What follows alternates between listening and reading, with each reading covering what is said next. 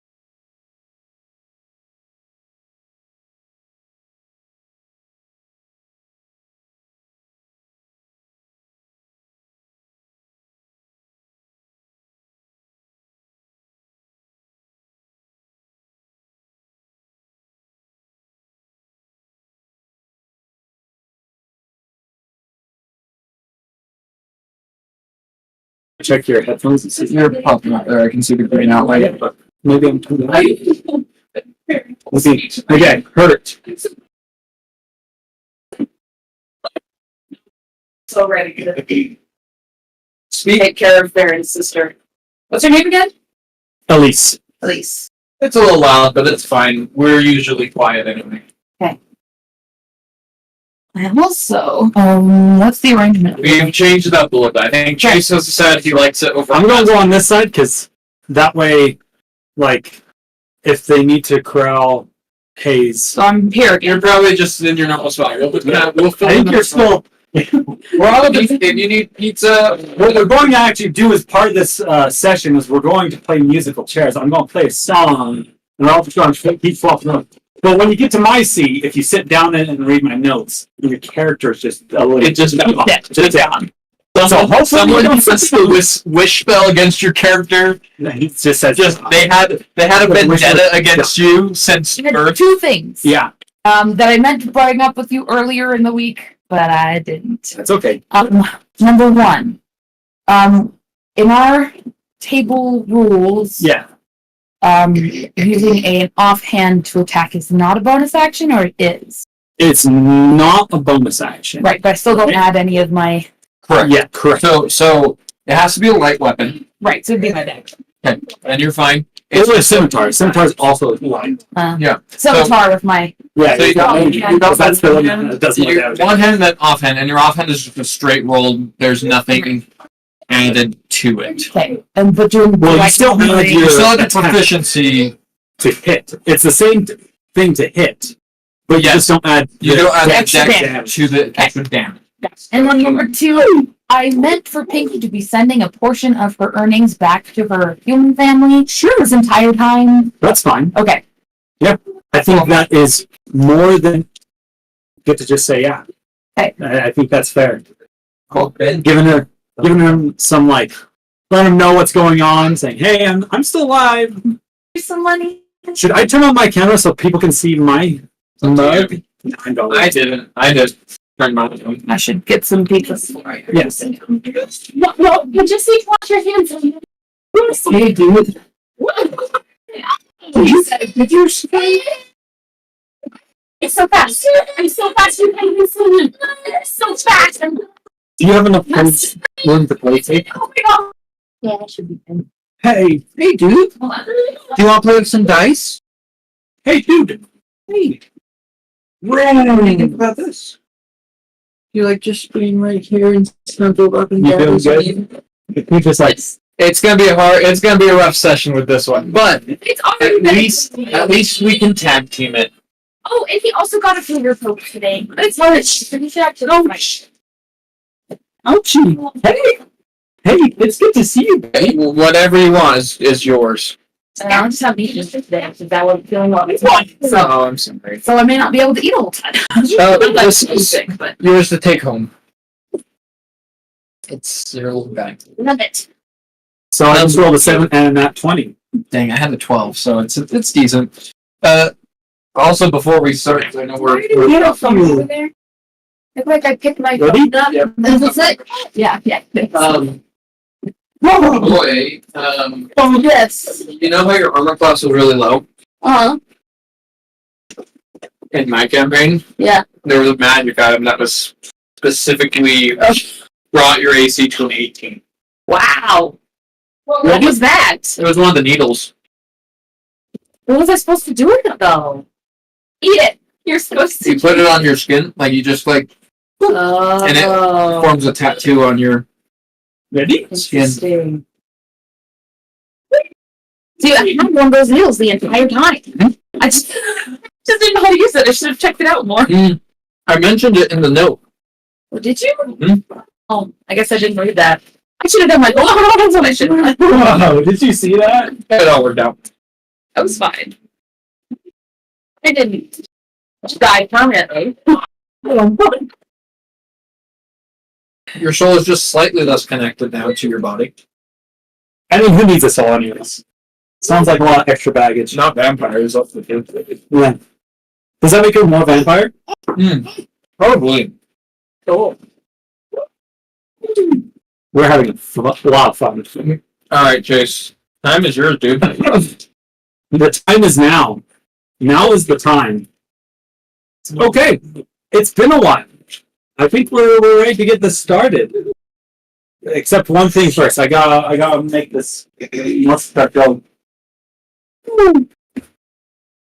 So, does anyone remember what happened last session? I tried Pinky to not die. You guys talked to a dragon. Or is that a few sessions? Yeah. So, Wait, we talked to a dragon? maybe it'd be best for Yeah. maybe it'd be best for me to kind of explain what happened last. So, Batman. The dragon! after the fall of Coldstone to the orc invasion, with some mysterious connection to some sort of leader who had an eye, half of his face black with one eye like a star. Two-Face. You arrived at the small elven colony of Valenwood. After a night of sleep, you all woke up and met with the council there. And they basically asked you to help get the people off their lawn. Not necessarily like that, but they didn't have the supplies to be able to take care of that many refugees. And the other vigils from the tower said that it was only about a week's march away to get to the tower. the other vigils HQ. While there, Pinky started her morning ceremony for Barren. And she found a root You like that dyed herself in all her clothing completely black. She's now going by Veni after the god of loss, the god of mourning, who's also known as one of the usurper gods. Ren, he specifically was told to meet with someone there, one of the leaders. And so he pursued his way up to a cave and never told anyone what happened up there. He's still with us at this point, right? He's still with you at this moment. And then after that, not too long later, you all left Valen Wood and traveled towards the tower with all the refugees. The last week has been arduous, to say the least. You have, hundreds of people that we're trying to make it almost a forced march through mountainous terrain, mostly children, people who aren't built to be on the road for so long. One of the hardest parts that you have is finding food. And by the end of the trip, following the directions left to you by the previous vigils, specifically Cragborn, who sent a bird every morning to point you in the direction. You all make your way to a large, kind of decorated metallic door set into a mountain in kind of a smaller valley. This valley, while still very high up, it is populated with a few sparse spruce trees, a lot of lichen and moss growing on the rocks. Not a lot of dirt, as it seems like this, area maybe befalls landslides a lot. But in the end of this valley, you find a large rock wall cliff, and inset to it seems like these large, old, maybe dwarven make doors. As you approach them, you are met by kind of an constabulary, I don't know, that's not the word. Basically, someone coming up to you and asking you to state your business. Just a man in, fairly simple clothing. Maybe, like I said, a little bit of dwarven-esque make to it. You warn him what happened. Talk about that and mention that you're vigils from the lighthouse. Fast forwarding, you kind of get through talking to him. People come and talk with you. They say that they'll take care of the people. They can get them, to a place of safety, back to probably the capital of Havnock. But for you guys, they let you know that there is a vigil outpost of the lighthouse set up here in the tower. Same vice versa as one is in Oshto at the lighthouse for the tower. Now, as you enter in these massive doors, they restrict you. They ask that you don't go into the tower itself. And by that, you're not really sure what they mean because it's, you're underground. But not too far into it, you see what looks to be a sign with a familiar symbol on it of not the tower, but the lighthouse. And inside you find an Aarakocra who, has kind of a longer beard. He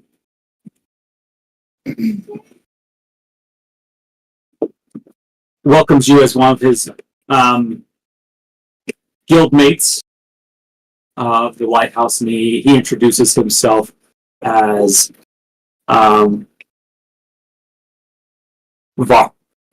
Versailles.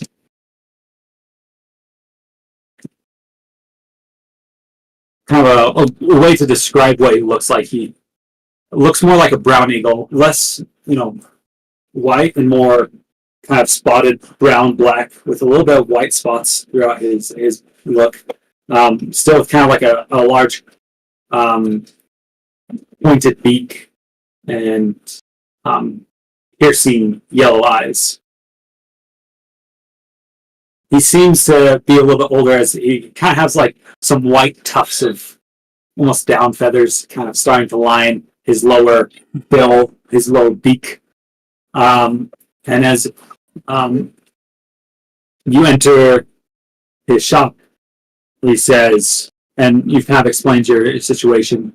He says that that this is, you're in luck. This is the perfect time to get to the lighthouse, as most of the people in the tower are actually heading to Osho currently. Says, For that event, right? yeah, don't you all know it's the Arum festival? It's actually happening tomorrow. Probably all want to get back home so that way you can attend and be there. Well, anywho, and it's like he kind of points. It's like a line of people that like through the door. He's like, "Yeah, this is the only place that has a teleporter circle here." So, I have to go in the other room. So it's like TSA. Not like TSA. Yeah, we got Gary over there. He's patting people down. You see another Air Kokra, but he's got like shades on, hat. He's like, "I'm all right," and you see like meter system agents. yeah, they have like two large obelisks that they have to like walk through, and as one walks through, they start glowing red.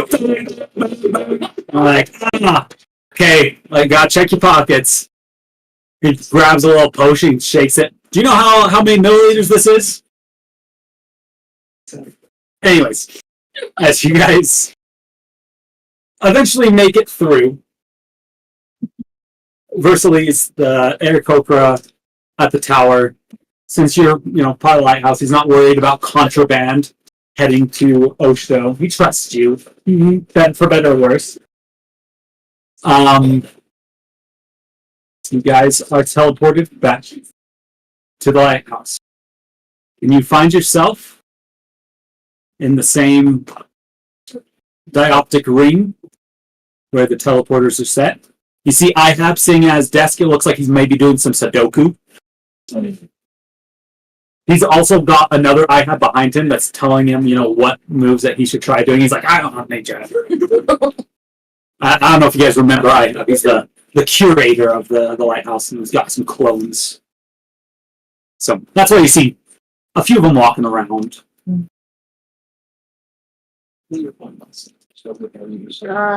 they have an outlet of stores to get like a neck pillow and snacks for the plane, the ride? Well, saying that you've landed at your destination, you can. You still have to go TSA the other way, but Already in Osho again.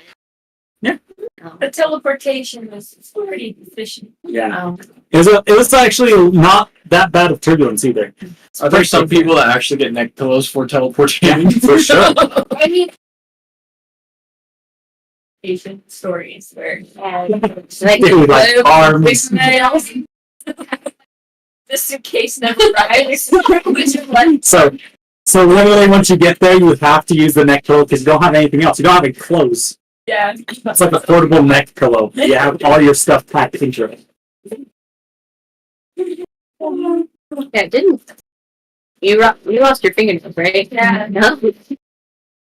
Yeah. So Your arm. as you can probably tell, your stay at the tower wasn't very long.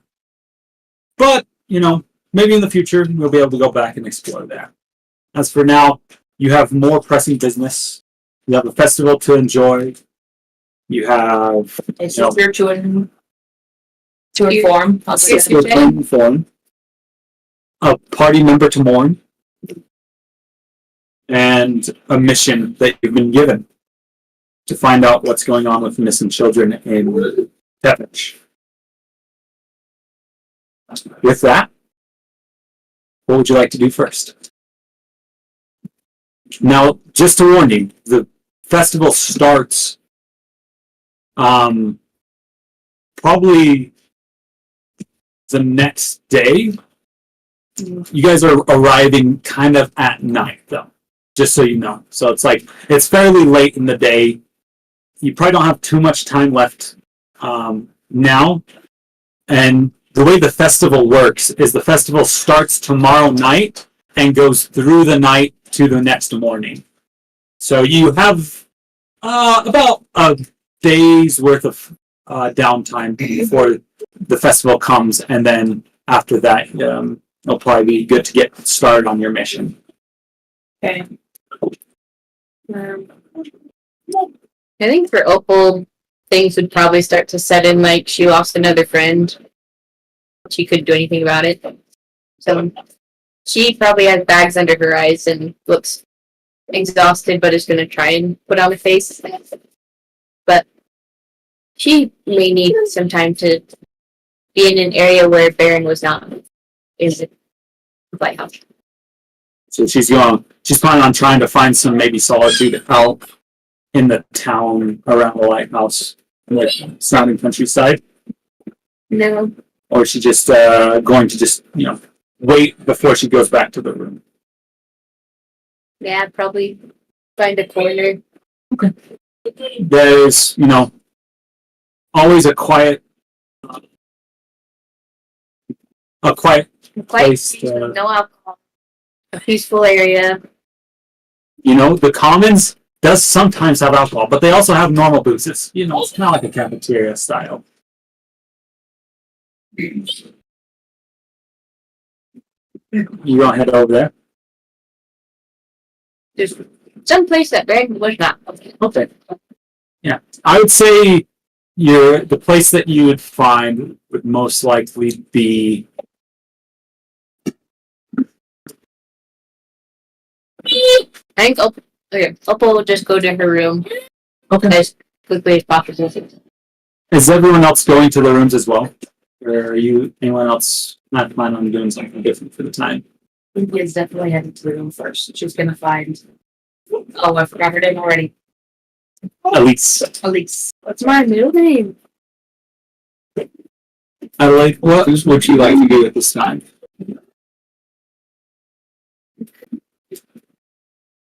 But it's not spelled the way you spelled it. I think Adelaide's probably going to follow Pinky up. Vinny, sorry, that name. No, no, it's okay. And It's all right. it's okay. To the voice that is. She's not really tactful, so I think that she'd want to be there for comfort, but I don't think she's gonna take the lead. And she does need to go through all her things, but she wants to be around if Elise needs anything. Sure. So she's probably gonna be following Vinny and just kind of I'll come with Vinny.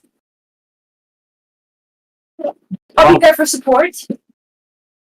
At this time, Pablo will. He looks pretty haggard as well. He carried 3 children the whole way to the tower, most likely. So many goats. I know. It was because it was a long trek, Yeah, and he was more doing endurance building rather than strength building. and they were chubby kids. Yeah, sure. Yeah, they count for 2 anyways. Yeah. Whenever they rotated, so that way each kid could have a rest. Anyways, he has his little fur cap in his hand, Adelaide, as you all are kind of making your plan to head up. Maybe since that thing's going to find a fire.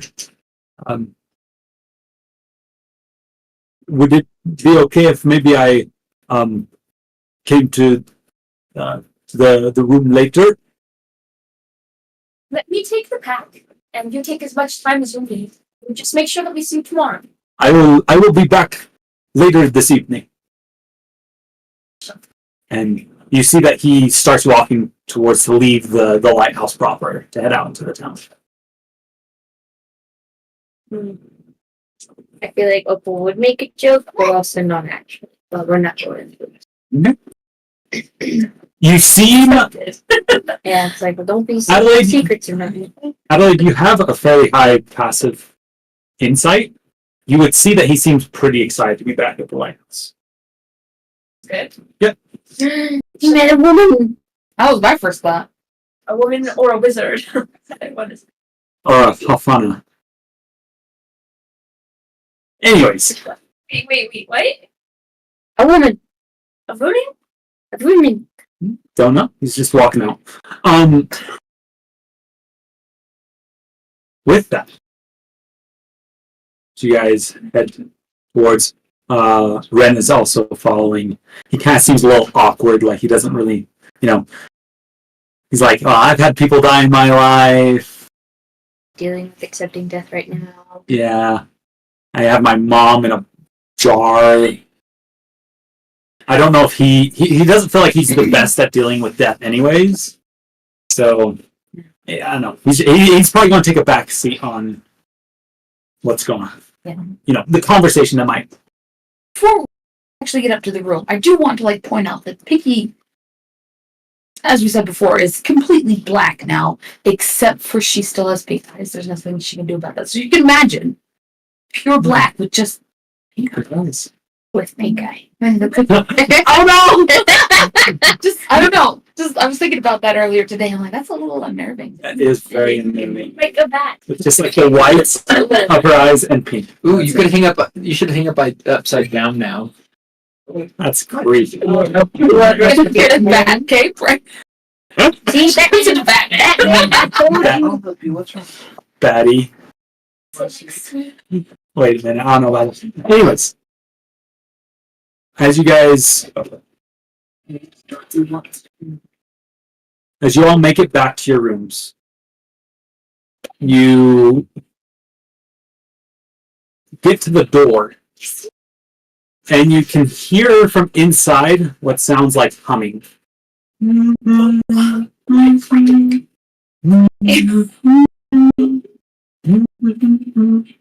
And you can hear it kind of coming from the inside. So you guys open the. She's summoned that. Yeah, see something that. She's literally playing a guitar. Vibe. And the drums. Yeah. she's playing the guitar and drums. She's actually listening. How long is this thing? I don't know. Well, he likes it, so he's. He keeps pressing it again. This. She's really good. She's really good at humming instruments. But it was like.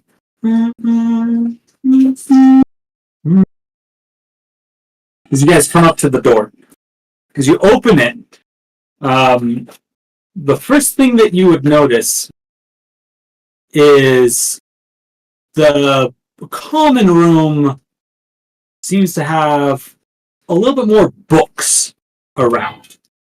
You see, Okay, awesome. you see, probably dozens of stacks of books just kind of scattered throughout this common area that you guys usually, sit around. You have some couches, things like that. A nice little coffee table. It looks like as you walk into the door, this has kind of made a little bit of a home here. You notice that two doors in particular are left open, although the rest of them are closed. Barren's room and Elias' room. You notice that sitting in one of the couches is Elise holding a book. She seems to have been reading. And you can see where a lot of these other books have, bookmarks left in them. And maybe she picked one up for a while, read it, and put it back down and started another one. As she hears the door creak open, she'll turn around and says, "Hey, you guys are back. It's good to see you. Where's Barren? What? Is he not here? He's not here yet, right? Is he coming later? It's okay. I gotta show you guys something. Okay, All right. So you can't tell him. I don't know where he is if he's like shopping, but come here. And she's like seems really excited. She stands up. She closes her book, sets it down on the couch. She kind of said, "Come in," and she'll walk towards Barren's room. I gotta show you guys something. I prepared a little gift for Barren. Elise. Yeah. Piggy's full on crying. At this I think we're all crying. Yeah. Yeah. Yeah. What's wrong? Over and she's gonna take Elise's hand and her two tiny ones. Aaron, didn't make it.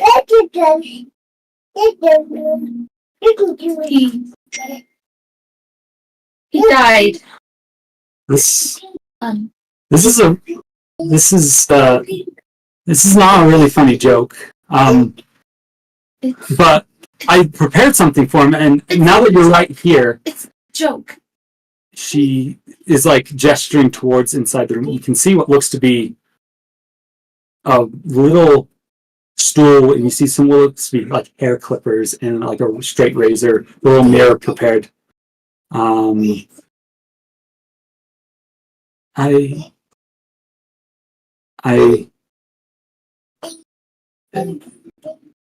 It's not you.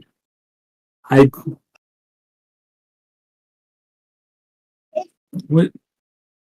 I was going to give him. I'm going to give him a haircut. He's always looking so ragged. A little because like he needed a haircut. Elise, he's not coming back. He died a hero. He saved our lives, along with countless hundreds of villagers. He gave his life so that we could escape a horde of orcs. She starts kind of hyperventilating, and you see her eyes dilate, and she's like starting to shake. Where? She just starts kind of panicking, shaking. She'll clutch a little satchel. It seems like it has a couple of books in there. And she will shut Barren's door, just inside. She like just kind of like puts her arms up like, and then kind of shuts the door and is inside. And you can just hear like, We shouldn't. and you just hear You can wait. No. She needs to know. She needed to know. You could tell me. He just disappeared. That's not true. That would be worse. No, but over time. I know what. But to not be sad. He's angry now. just as a above the table thing. If you were whispering, the mic might be able to pick you up. So just warn. We probably shouldn't have told her. No! No! Emotions are hard! But we can't put it off. It would just hurt worse if she found out that we knew the truth and told her later. Gonna have to work through these emotions. I just don't know how to help her do that. I have a spell that could put her to sleep for a very long time. And then I can have summon the I have a sleep that can put her. Yeah, I have a spell that can put her to sleep permanently. Wait, is not very good at emotions. She's apparently You're taking the lead. Taking the lead. Benny. No, Benny, I'm still getting used to it. It's okay. Okay. You Oh my gosh. go with something sweet and tasty. Going? I will go and do anything. She's gonna run. It's just like a funny sound. Go do something else. Yes, please. She's like sobbing right now.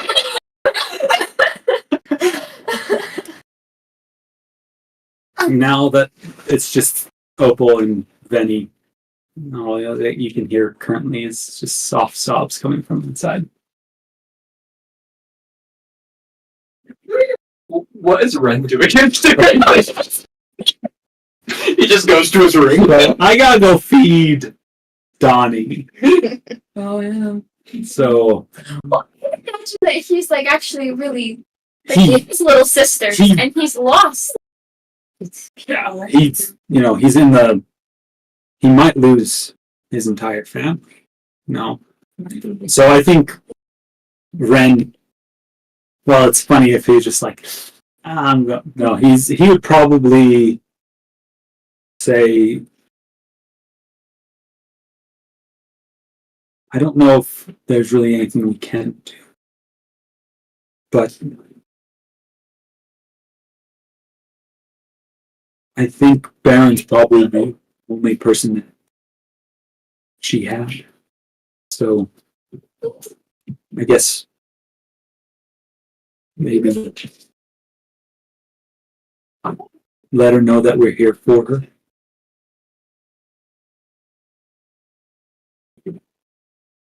And just be there to mourn together.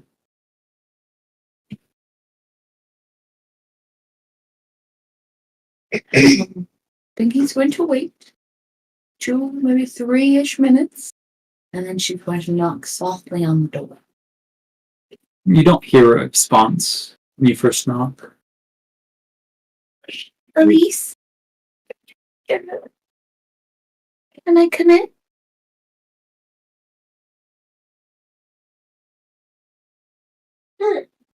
It's no response. From the sounds of it,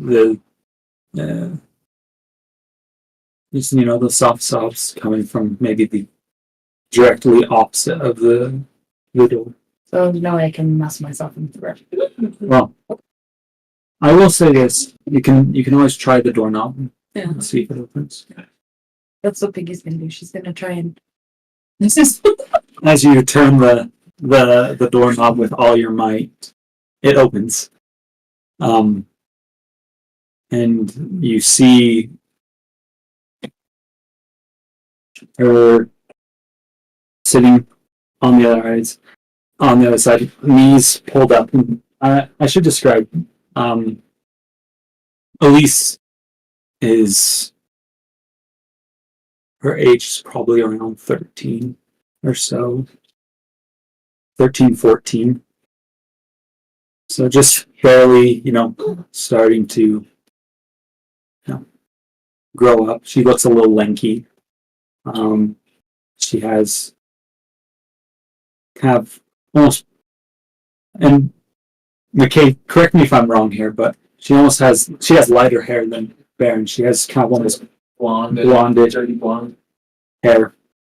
And her, eyes and cheeks are kind of puffed up red, and her eyes are, reddened. But something that her and Barren both shared is that they had violet irises, which is an uncommon trait for most humans. Right now, though, you don't see him as her knees are pulled up, and she just has her arms wrapped around her knees and her head buried in between them. She's kind of still breathing and sobbing and being thoughts. It's just every once in a while, I guess not too far after you had opened the door, she would say something mumbled, but you get the sense that she's trying to say something along the lines of "not gone." No, can't be. I think he's going to. She's not gonna fly out. She's gonna land, and she's gonna walk over to her. I was gonna say she's gonna sit beside her, but I don't. She's gonna stand next to her, and she's gonna put her hand on her shoulder. Imagine I still have to anyways, Yeah, reach up to do that. We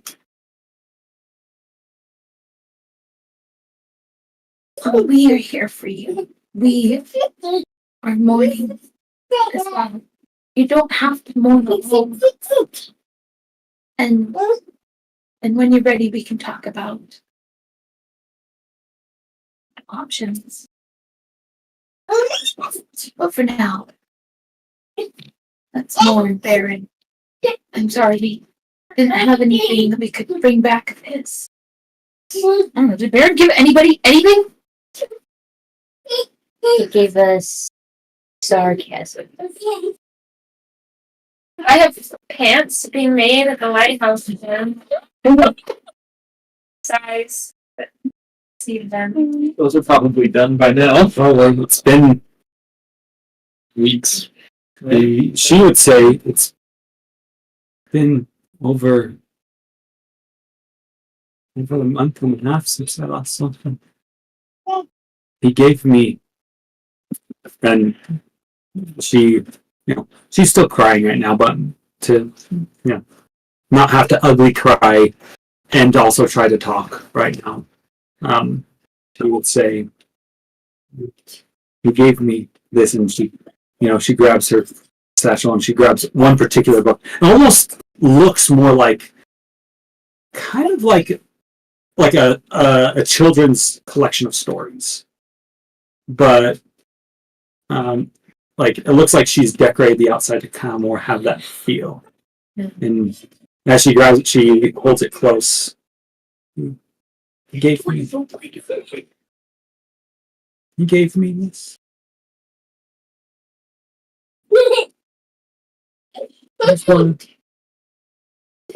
I want to show him it someday. What I've been working on.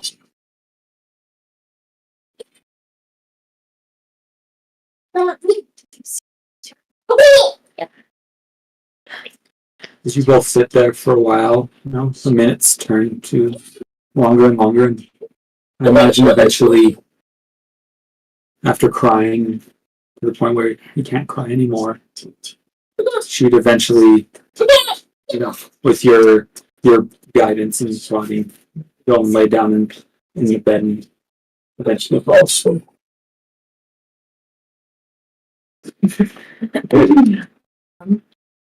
I'm assuming that everyone's kind of back at that point. Yeah.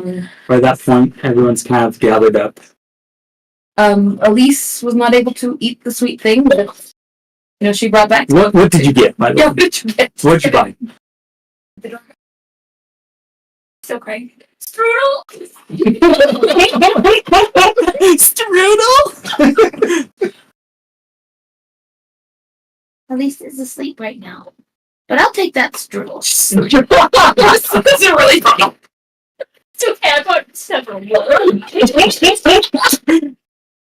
Okay, so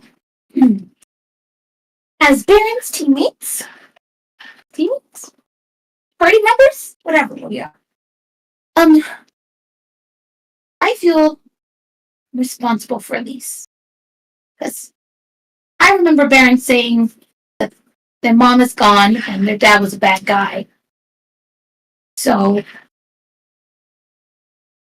I think we're all that she has.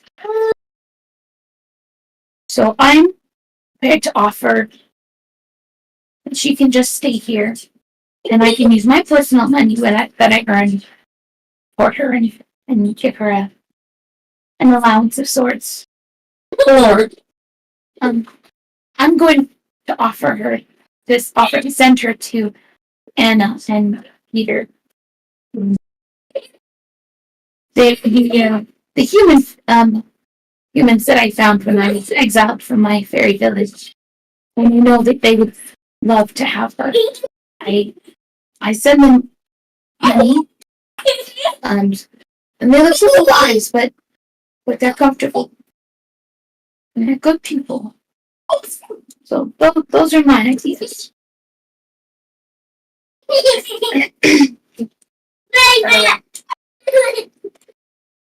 Pinky, I think you've done a phenomenal job with taking care of her. I'm not in the right headspace to console her. So thank you for doing that. I think your first idea may be best for now. To just let her continue where she's at until she wants to move on to other things. She knows us, but she doesn't know those people who took care of you. And I think introducing her to strangers at this point would be unsettling. I'm not saying she needs to go now. I just know that being in a place my loved one was, it's hard when they're gone. Not that I Anna and Peter had a really hard time in their house once their son was taken. So I just want to give her an option, a place to go if she doesn't want to stay. Is there an option to bring her with? I like that option. She's like 10. I don't think our missions are a good place for her. Sometimes taking things with you is a great way to keep them safe. Safer than at the lighthouse? If you always have your eyes on them and you always carry them everywhere with you, then they'll be safe and you'll know exactly where they are and nothing bad can happen to her. We subject her to more death, to more problems, to more monsters. Or a jar. Or a jar. It's on you to jar. I'm sorry, we would not have said that. It is an option. If you would like to pursue that course of action, we can. No. What's kind of Adelaide's thing? Keep it with you. Keep it safe. Lug it on the ground with you. Keep it secret. Keep it safe. Ren would probably turn to all you and says, I think we're all just in a point where we're, she's sleeping. Maybe we also need to. Maybe we need to get some rest. We've been on the road for a long time. I think we're also mourning. I know in our headspace is not in the best of places. Maybe with a new day, things will get more clear. As they say, you let it rain, the waters will get muddy, but then once the sun comes out, it'll dry it up, and then you'll have no more water. But then where goes the fish? That That was a little bit of a stretch, by the way. Anyways, with that, you guys are most likely going to retire for the day. One thing that I would like to do before I do that. Perfect. I think he's going to go and she's going to find and buy more of the black dye stuff. Okay. She's going to have a supply because the skin darkening, it's not going to last. Does, yeah. And So, even with you're like gonna the time since it's been like a week, and it's getting to the point where you're mostly kind of like a pinkish gray right now. So So she's going to get more. She's going to dye her skin again, give her roots. yeah, really get it in there. And she's going to keep a constant, keep Keep a a supply. big supply. Sure. So she can continually do this. I'd say if you're getting kind of a constant supply, to last a while, maybe just mark off around 10 gold. I do have to say, got me in the feels, dude. That was good. Had Hayes not been laughing the whole time, no, it was kind of good that he was laughing. Because it wasn't Because everyone's like, Well, now you're in the right mood for that. Now "Are you you're funny? upset. You think it's funny? Yeah. What are you doing? Anyway, sorry. I just had to make that comment. Anyways. Great. As a new day dawns, you wake up to the rooms. You sit. The books are still around. Like you could tell that now that you kind of are taking a little bit closer look. She seems to have, like she was living at kind of like the house that takes care of like kids, as kind of like she helps work there, helps taking care of like smaller kids. Looks like she's more moved out and moved in here and just was living in Barren's room and then just cooking food in Elia's room because she has a kitchen. And so she wasn't really like one thing you would notice that is a little bit different is you would notice that the bust of Moss has been like in his room. It was facing outwards. It's facing inwards now. Wait, the what? So it's not staring at it. Yeah. The statue of Moss. He got. He turned it so it wasn't. Okay. That's really funny. Has everyone's rooms been kind of like? You'd have to do an investigation check to see if she's done anything else in anyone else's room. Like to do an investigation. Please do. My door was locked. She has time. She had a month and a half. Figure out how to get in. I don't think we could notice anything. She would be looking. The 19. A 19. Plus whatever. Do you have any on this? Ooh. Everything is in its place. It looks like she might have tried on maybe some of your like dresses from like that are smaller, Yeah. She got like bored one day and she's like, that looks really pretty. She's gonna like Adelaide when she sees it probably should dress like someone's been in here. And she's gonna like get everything. And then she's gonna be like, it's all good. And then like maybe notice what was looked at and just kind of take me and mentally and then go to sleep. She's been crying. It looks like most of the things that she looked at was more modest dresses, kind of more like functionality over looks, but she liked in specific the color scarlet. Oh, Similar to like the coat the color, that she got yeah. for Barren. She likes that color. Maybe just because it reminds her of you can infer whatever you want, but she also she also liked things that had a little bit of trim, like a little bit of flair, but still like the dress itself was like fairly modest, long sleeves, high neck, stuff like that. Can I see if she went in my room? Sure, you can make an investigation check. I also got a 19, but A 19? plus investigation. That's a 21. You can tell that the door was with a 19. You can tell that she I got a 21. 21. The door is now unlocked, so you'd assume she unlocked it somehow. But you don't notice anything moved with that, and with you had a fairly thorough check, so it looks like she probably just peeked in to just see if like there's anything going on, and then I mean she is 14 years old, so she's just snooping.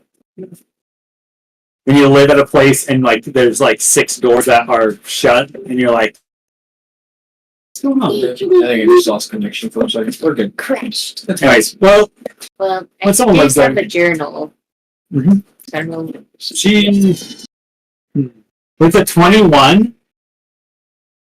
the journal, from what you could tell, and you're really perceptive with this. It was very. It looks like it was open maybe to like the first page, and just like realized it was a personal book. She likes books. She really likes books. She saw a book and she was like, Nice. What information would she have gotten from that first page? I don't think she read much of it, but Diary, do not touch. if you touch this, you will be cursed for 9 generations of your family. Well, I'm trying to remember if I said I'd like a lot from the journal. Just something to tell me. Just Opal. The information in that journal would be like about Opal visions of past life. Yeah.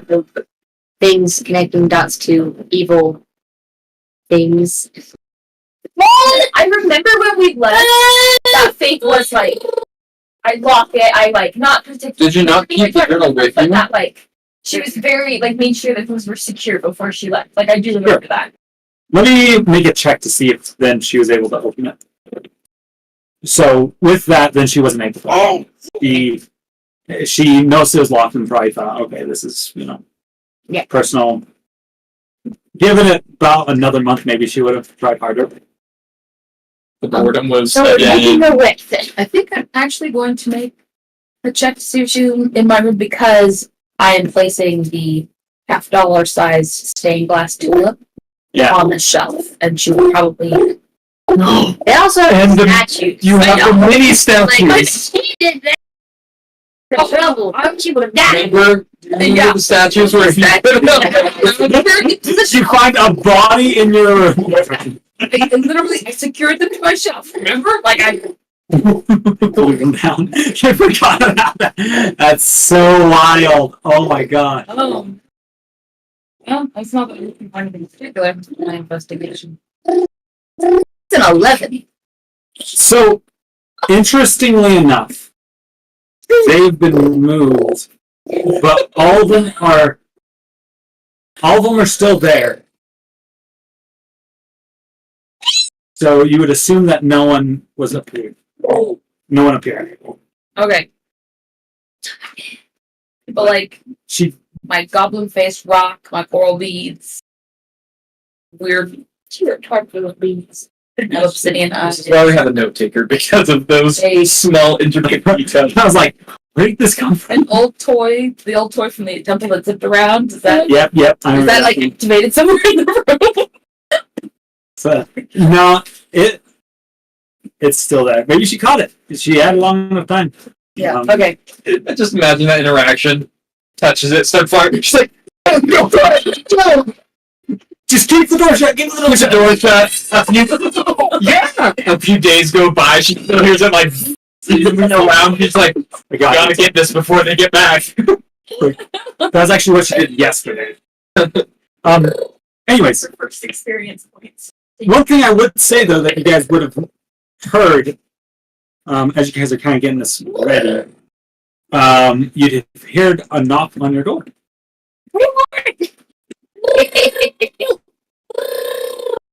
We'll go and open it. Our main door? Yeah, Our cool. your main door, the door with each one of your symbols. Are we supposed to report stuff?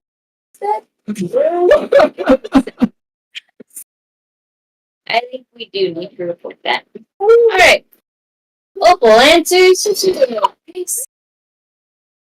So as you kind of warily open the door to your barrack, you find a folded note pinned on the front, kind of covering up the symbols that are etched there. The paper is stamped with the symbol of the lighthouse archivist, which is an anvil and a quill embossed on top of the regular lighthouse symbol. There seems to be like a kind of a dark stain on one corner of it, perhaps oil. Spill coffee on it. Professionals. Yeah. It looks like maybe it was kind of folded in haste. It's not like folded precisely. Who cares? What does it say? As you unpin it from the door and you open it up, it reads, "Report to the archivist all as soon as possible." And it's signed by one Ivan C. Swordsmith. Oh, the item that we went to the dungeon with? Oh, yeah. Alright. Oh, well, Pinky is going to be sure that she does her skin this morning. Perfect. As well as her pink roots. Great. She's going to check on Elise.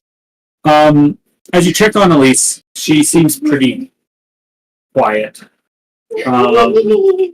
She's up and she's kind of gotten herself ready, and she's kind of just sitting on her bed, just kind of staring.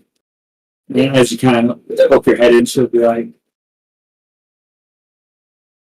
"Hello." Yay! Well, we had feeling this morning.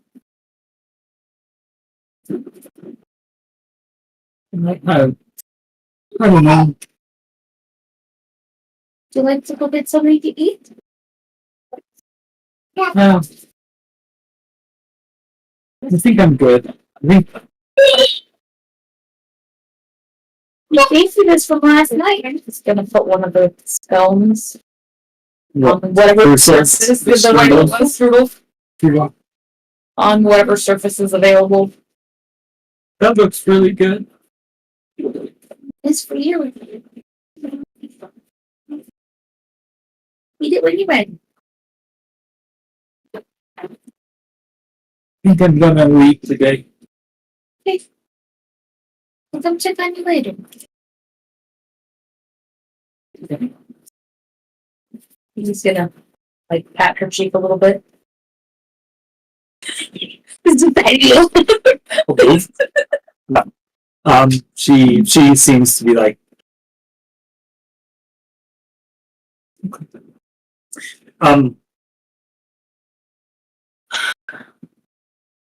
you have your note. You have the day is yours. If you have anything particularly you want to accomplish, or if you guys don't want to do anything else, you can just rush and wait. Kind of just buy your time until the festival. I'm going to. Oh, sorry. Go ahead. Opal will fold up the note and first, I would assume, since she read that, her main priority is making sure Elise is okay. I don't think he's got it, but also checking on her, letting her know that we are all thinking about her. So I'll also check on her. And what after that, then I'll tell people what the note said. Yeah.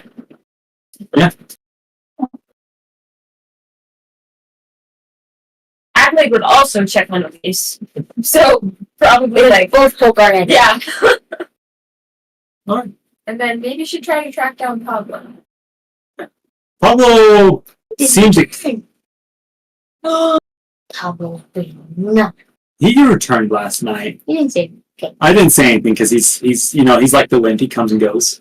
He would have came in, but it was late. Well, far later than you like. He would usually stay out. He's his own.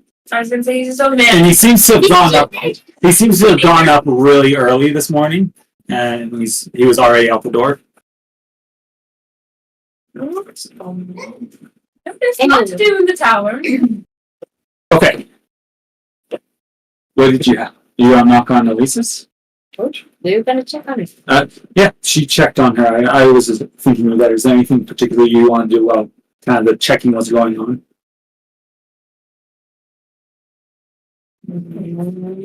Are you wanting to role play it out, or are you just like saying you Gonna just role play it, but Or I guess will if she you don't basically want say to, the same thing? Yeah. Sorry, yeah. Okay, same thing. She's kind of this morning. She's like she just kind of wants to leave. She's He knows. We're all. yeah. She does appreciate you guys checking in on her though. She's not like get out my room. She's like Thank you. thank you, Paisley. and she just seems to want to be alone for for a while. Okay, alright. Helpful. Hey Sorry guys, I about got that. this letter. I thought you were saying that you were helping with checking with. I got this letter. I will say this to include Adilaide and Red and leave. At least I will. The letter says to report to Ian McSween, fish man. Ivan? Ivan, one of the glasses, yes. Okay. Fishman? Swordsmith. He is going to write a letter to the human family. I don't know, just explain what happened, advising them that she's going to offer at least their place, and asking for any tips for people who are breathing, because none of us are good at this, especially. So I'll just write a letter and get it sent off before they go see Ivan. As you all head eventually towards the archivist's, as you're on your way, you guys see Ren's vigil symbol, kind of tied with his symbols on his gods, like kind of around the same necklace. It starts flashing. It's kind of like a fairly say like a boom, boom, boom, boom. You would know this to mean that he's being summoned. To kind of like the top echelon. It's like, oh, I'll guess I'll catch up with you guys in a while. Do you want us to come with you? I mean, no, you guys go to the Archivist. Save me. I don't know what. Fun. Yeah. Save me. Save me something. Now, you notice that his is the only one that's flashing. So. Who's this? Sorry. Right. Yeah. So what? You guys continue on. You eventually make it there.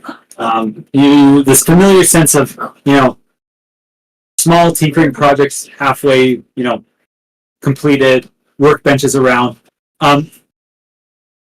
What you would notice, though, a main portion of it is on this middle desk where you guys brought back this obelisk from Havna. It's been set up, and it seems like there's been a lot of tests, a lot of different mechanisms for maybe measuring stuff, figuring things out are all scattered around. It looks like it's kind of hooked up to maybe some of these tubes, as some even like kind of rock sculpting tools have been kind of set up, chisels, things like that.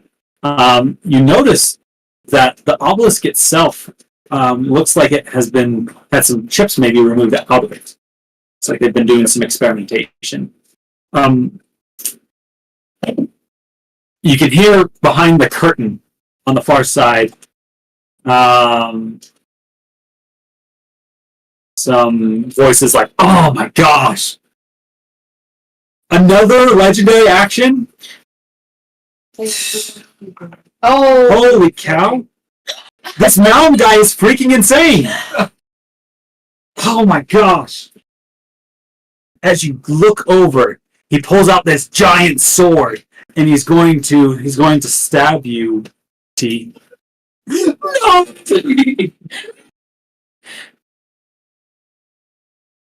No! Little head pokes out. Yeah. Oh!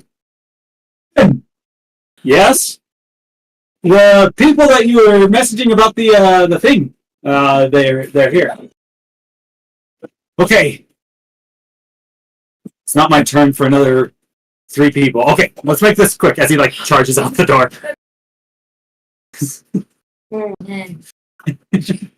Yeah.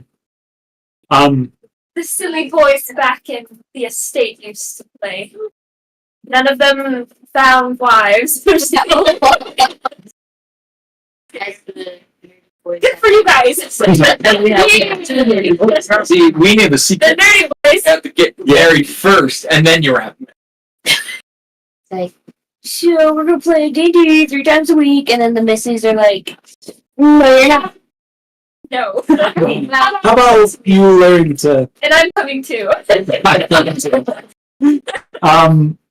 Yeah. He... As he approaches, he says, "I'm glad that you guys made it safe. It's been a while since we went through the dungeon. How's that Wand of Wonder treating you?" It was on special occasions. Okay. Sounds good. Well, we have business to conduct. Gave me some butterflies. That's right. That is wonderful. I would say. Anyways, sorry. We have. Needless to say, we've maybe made kind of a breakthrough to figuring out what this obelisk is, and we've found some quite exciting things that we wanted you to be aware of because you're the ones who found it. And you know what they say: finders reap the benefits of the things that they plunder. I don't know, something like that. Finders keepers. You can't keep it because we haven't figured it out fully yet. We can keep it. depends. This might be big. This is not big as in like size wise. This is big as like it might affect the entire way we look at specifically crafting magic items. So it would go in the crystal case. Anyways, what we found, and I wanted to get your attention on this, is this material seems to be some sort of rock that has been infused with magical power. Have you ever done any? Have you ever learned about light, about waves, about how waves interact with other waves? And you know what I'm talking about? The wavelength, frequency, things like that. Yes. Yes, you know what I'm talking about? Presumes? No. What? You. For sure, I will. Big picture. And you can see, like, Ivan, the last time you guys met him, he was very, kind of stoic. Very, trying to hold himself at kind of like a high place. He seems like kind of giddy, excited about, explaining how this thing works. So, have you ever heard of the weave? You know what that means? You put it in your hair. Oh, Oh. no, I don't. I've heard think that so. weave. I've never heard that before. It's fashion. Fashion. It's so fashion. Just get on with it. It's fashion. It's so fashion. The weave is the term that we use to explain where magic derives its energy from. The weave, is controlled by, the god Zhao. He's the one who is, usually considered the god of magic, but the weave isn't necessarily just Zhao's power. You can almost think of him more as like the constable who makes sure the regulations aren't being mistreated. No, he sets maybe there's certain laws that are set and he can make sure that those laws are followed. What's interesting about this is it's something we've never seen before with the weave. Have you guys ever? Do you guys know what happens when two waves collide? No. Oh, I apologize. Big wave. When two waves collide, their peaks meet, creating a large, massive peak. This. Two prisoners meet. They create one prison. Create one prison. We can think of this spot, this obelisk was created when two compounding waves of the weave met, making a material that is super potent with magical energy. And we theorize that there probably be the opposite, as where two troughs of waves meet, it goes even lower. Theoretically, we don't know. We haven't found any of material like this, but this material we've given it a name. We call it umbrelite. Kind of offer its darker complexion. And right now it's in its solid form. And in its solid form, while it's magical, it's not really doing much. It's inert. We found a process, though, to liquefy it, to turn it into something that's less inert and more able to give that potential stored energy of the magic and distill it into an item. Or to a being. A being? Well, it seems that if this power is given to living creatures, well, I don't want to bring this up, but I'm glad that you did, because I should probably explain this. We tested it on a simple rat, We'll test. and the rat didn't live past a few minutes. So, not to go into too many details of what happened to it, we're wary to test it on any more living subjects. But we've done a few tests, and we found that it's been very successful in benefiting items. Doesn't seem to have any adverse effects currently. Like such as weapons. Weapons. Does it give it additional properties? That's the thing. That's the beauty of this, is it's basically a liquefied amplifier. If it doesn't have any magical properties, it can give it one. Or if you already have something that is magical and you put this into it, it will amplify the magic that's there. What items have you infused thus? We've done a few smaller tests, but nothing that has gotten field experience. And this is why I called you in. Since you are the one that are most closely related to this project, that are, active field duty vigils, and I can only do so much on my own for active tests. I need a group of vigils willing to try out some magic items, whether they're existing items infused or a whole new, brand new item. I need to see if this. We need to just test them out. We've done vigorous testing here on site, and even at some outside of the protections of Oshstone, everything has gone smoothly, but nothing particularly in the scope of actual field work. Well, my father always said, the better the weapon, the better the soldier. So I would love to test out anything that has amplified powers. Perfect. I'm great. I'm glad to hear that. Whose turn is it? I'm next? Okay. We're going to have to make this quick. What, you tell me what item you have that you want to test this out with, if you are interested, as he kind of turns towards YouTube. If you are interested. And we'll see what happens. Shield. Shield? Okay. Take it. So with this, just so you know, you don't get to choose what necessarily powers it's going to get. Get to see what happens. You just get kind of see. But you see him, I will try to choose a power that doesn't just, you got a shield of, increasing your, something that your punches. This shield gives you a +2 to your melee attacks. Yeah, I'm not going to give you an item that's not going to be useful for you. Just so you know. That's part of the excitement. Yeah. To see what happens to it. And I'm guessing that magical items cannot be compounded. No, you said that. You said that that's something that it can do. It can give more properties to an existing item. Basically any item.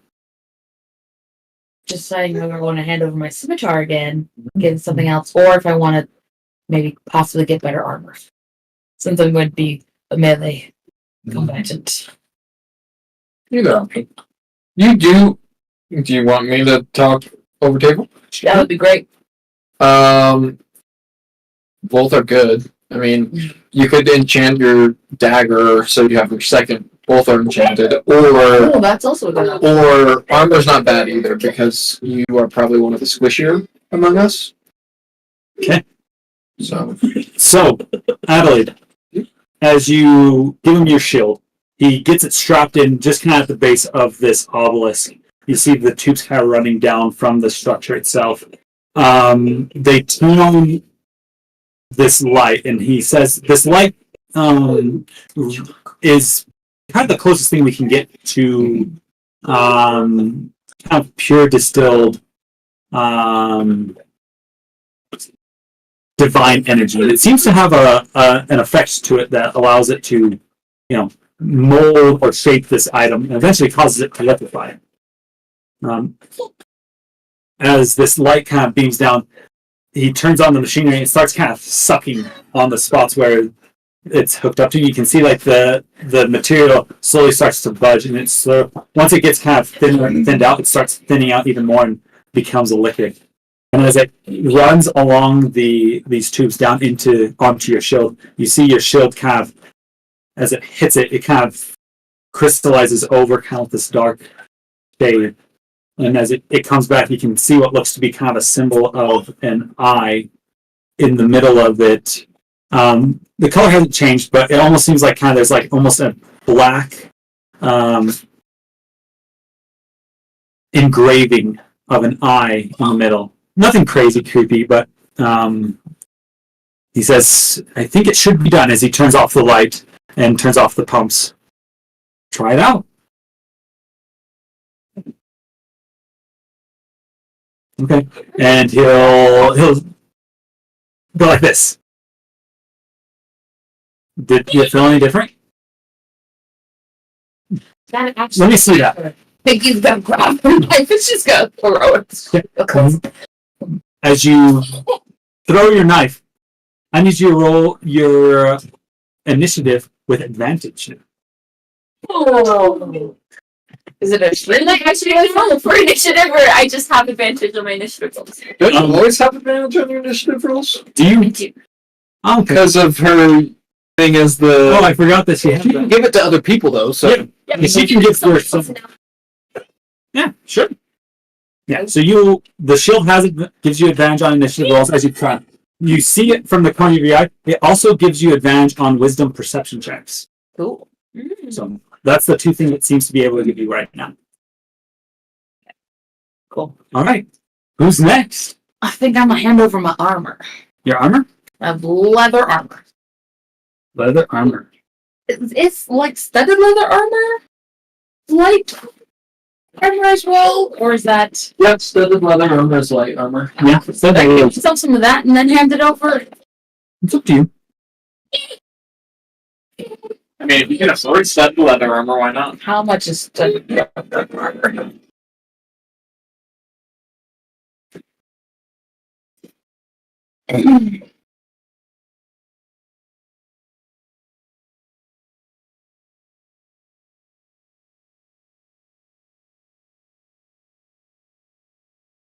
Uh, 45 gold pieces.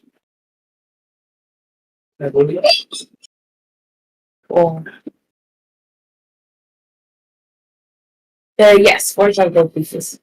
Could I have gone and gotten Yeah. before and then handed that over? Yeah. I don't see any reason why you couldn't have done that prior. But I would like to do that because I Give me just 1 second as I'm trying to find something need the that most.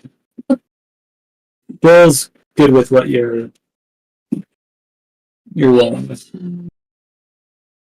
Well, what's Dex modified? McKay? I would bring it up.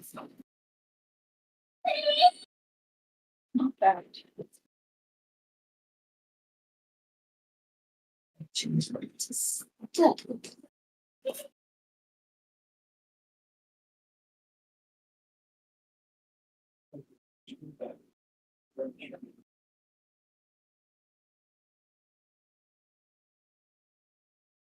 And now have magical properties. Let's see what it does.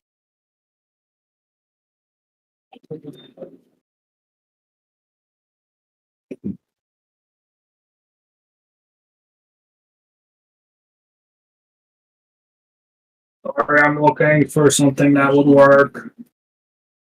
If it's easier, I can put something else. It's fine. In the trunk. Because he'll right, Yeah, right yeah. inside.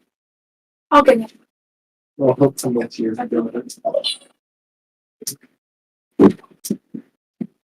See, this is the thing is I wanted to give you the kind of the choice of what kind of item you want to get, but I didn't know exactly what you're looking. No, understandable. Take your time. This might help. This might scare my child. What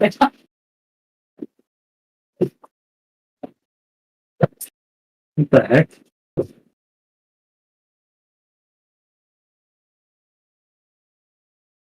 Oh, the wheels are off. I'm like, why is it not going? It's because the wheels are not positive.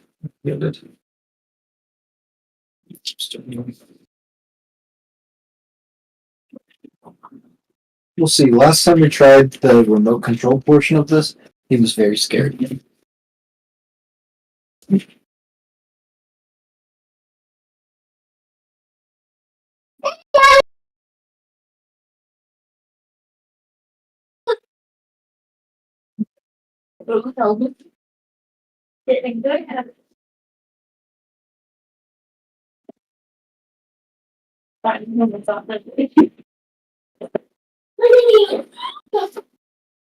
We'll just let him roll around.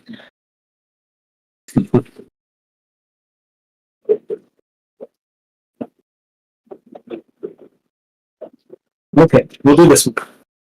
So, as Did you close that door by chance? No.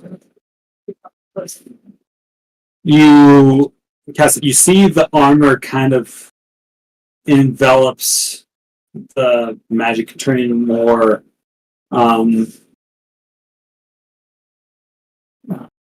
from just normal stud leather. Who just went and bought it. I said so that maybe you went and got it earlier, just make it easier. Mm. It turns kind of a darker color, Okay. more pitch black, kind of Yes. fitting it. You would notice that it kind of almost has a ghostly look to it. Like the edges of the armor itself seems to kind of fade out. Okay. And it's like as you look at it, as you touch it, it's there, but like it seems to kind of become a little bit incorporeal. Yeah. This is now armor set of the fallen. While wearing the armor, you can cast either the Speak with Dead or Animate Dead once a day. One.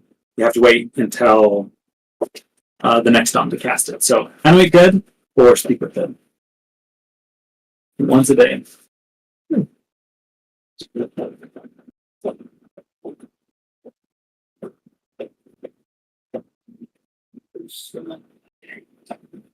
Opal, are you going to offer anything?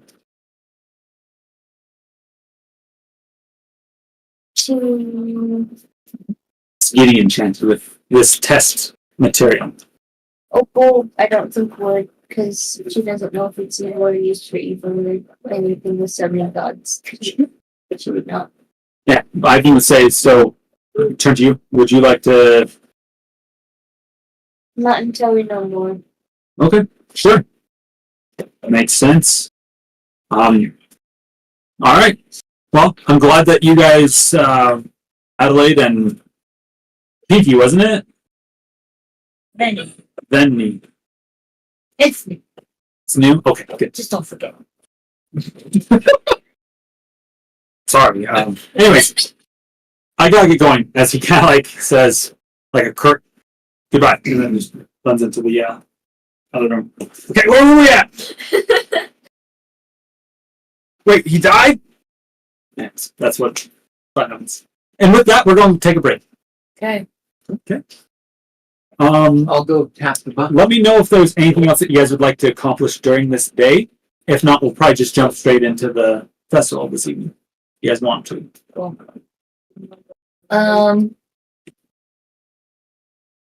We're going to break. Yeah, you get to go break.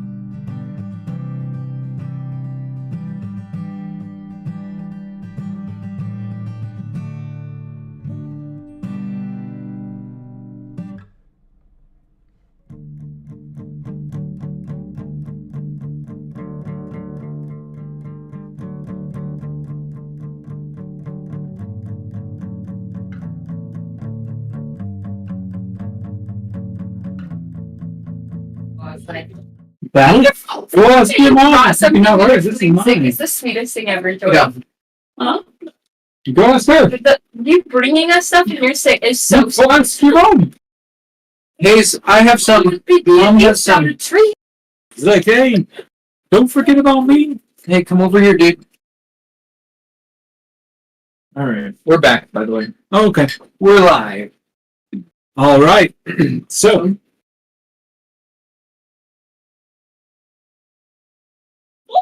as you guys leave the archivists, is there anything else that you'd like to try to do with your day, or you just kind of relax, get ready, prepare for the festival? My dad's and then You can definitely go and check. Oh, I was just gonna state for those watching that Venny would invite Elise to join them, and Elise would not. We've just that's the soft camera. So Would you like to do anything as well before?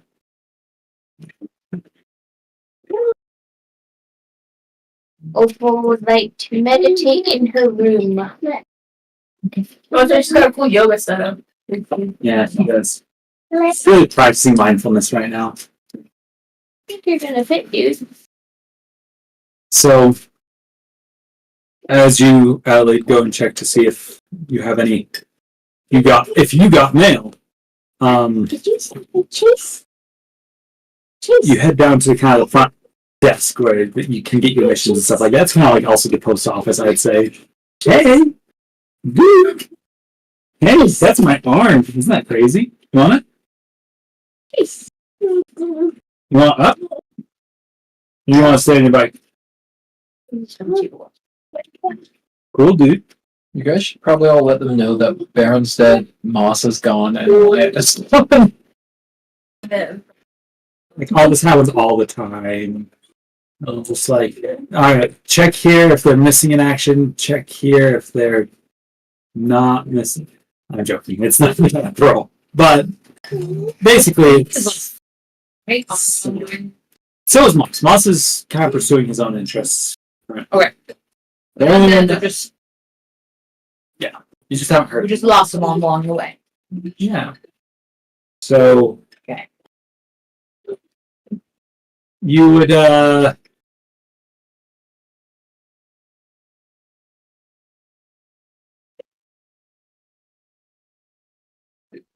in the mail, you would have been sent a dress. This dress reminds you, make a history check for me. As like you open it up and you're like really excited about it. And there's also some gold and stuff like that, but this is, there's a note on top of it as well. As you read the note, it says, to remind you of times past and choices for better made. I rolled a 15. You would remember this is a similar style of dress that you wore to a ball you went to on your 16th birthday. Oh, it's nice. I'm amazing that I remember that. You It's the best. Really is the best. You don't really remember anything else from the night other than that was just, you remember you looked stunning in it. I know something pivotal happened on my 16th birthday. Hold on. What my backstory? What color is it? Just so I can match accessories in my hand. Golden with silver trim. This is fantastic. It's amazing with gold and silver is you can wear gold jewelry or silver jewelry. Or both. She does multiple piercings. All that. You get to live your dream of having multiple piercings. There's a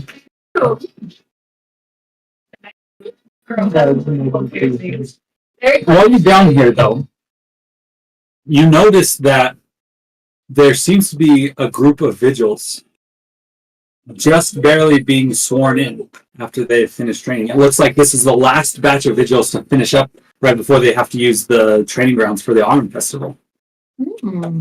As you kind of look over there, there's a crowd that usually whoever's here kind of gathers up is around.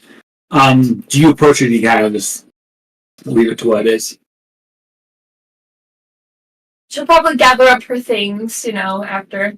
Yeah, and it's not too far away. It's like literally just like 20 feet where people are kind of gathering up, and like there's kind of like, you can hear Draven starting to kind of give a little bit of a speech similar to the one that he gave you. And, like, now you guys are vigils. You've been commissioned to go and protect. She'll go over, just to, myself the memories, and I think she might get a little bit misty-eyed remembering standing there with Barren and Elia and Moss, and just thinking about how quickly things changed and how she thought that was going to be her new group, her new family, and just how quickly everything shifted. And she's going to lean over maybe to a girl her same age and be like, "Congratulations." The girl, she has kind of fiery red hair. She looks to be probably her race from her skin color looks maybe like fire genasi and stuff like that. She says, "Oh, thank you." It's about that moment as you kind of lean forward and the speech is wrapping up and kind of people are clapping that the person on the other side of the girl, as you kind of come up and congratulate her, looks familiar. Howdy ho, Adelaide! What? Oh, bless Bogdan and the numbers that I found you. Oh, Wait, what? Really? Jeremy! Jeremy, in the flesh, stands before you. The betrothed. I can't say I could be more surprised to see you here. Oh, please! Do you notice something? I noticed that you're here, and I think I should go. Why is that? I'm uncomfortable. You shouldn't be uncomfortable. My darling, we're supposed to be betrothed. I knew it. If we were told, but we left not betrothed, and also not on good terms. Well, your mother insisted that I come.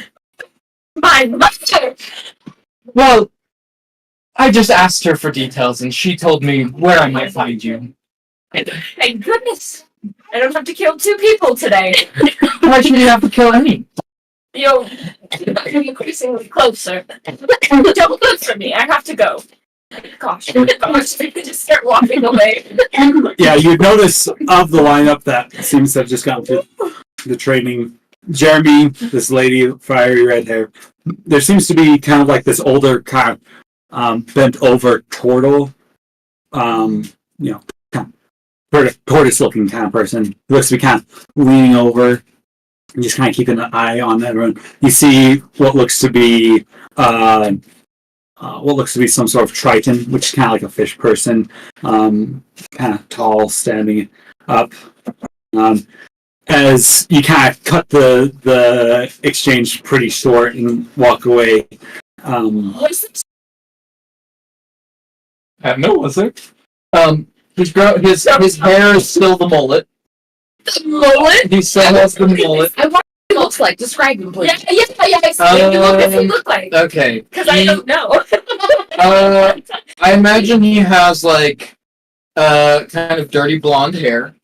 A mullet, right? Plus Bogdan and the numbers. He kind of has a rounder face, I almost imagine. Rock grown up. No, No. I kind of, but he has more of a rounded face, I'd say. Okay. Pompous is a term to describe him, I would say. Yeah, baby. He's got him. His toesies. It's fine. He's wearing just a nice nice shirt at this point, because nothing has started yet. You see that there looks to be maybe a servant or two carrying his gear as well. Like two. Oh, Yeah. he's got two. You have two people carrying your Don't more people have people carrying their gear? Are they Pablo's? They're not the same brand. They look like Should be. they look like wands. Maybe not. I don't know. Is that? I don't know. It's fine. It's fine. It's a last name. That's also the last name. Pablo is a last name, actually. We just call. It's actually a title. You know what was it? It was Pablo, Mablo, Wablo, Woblo.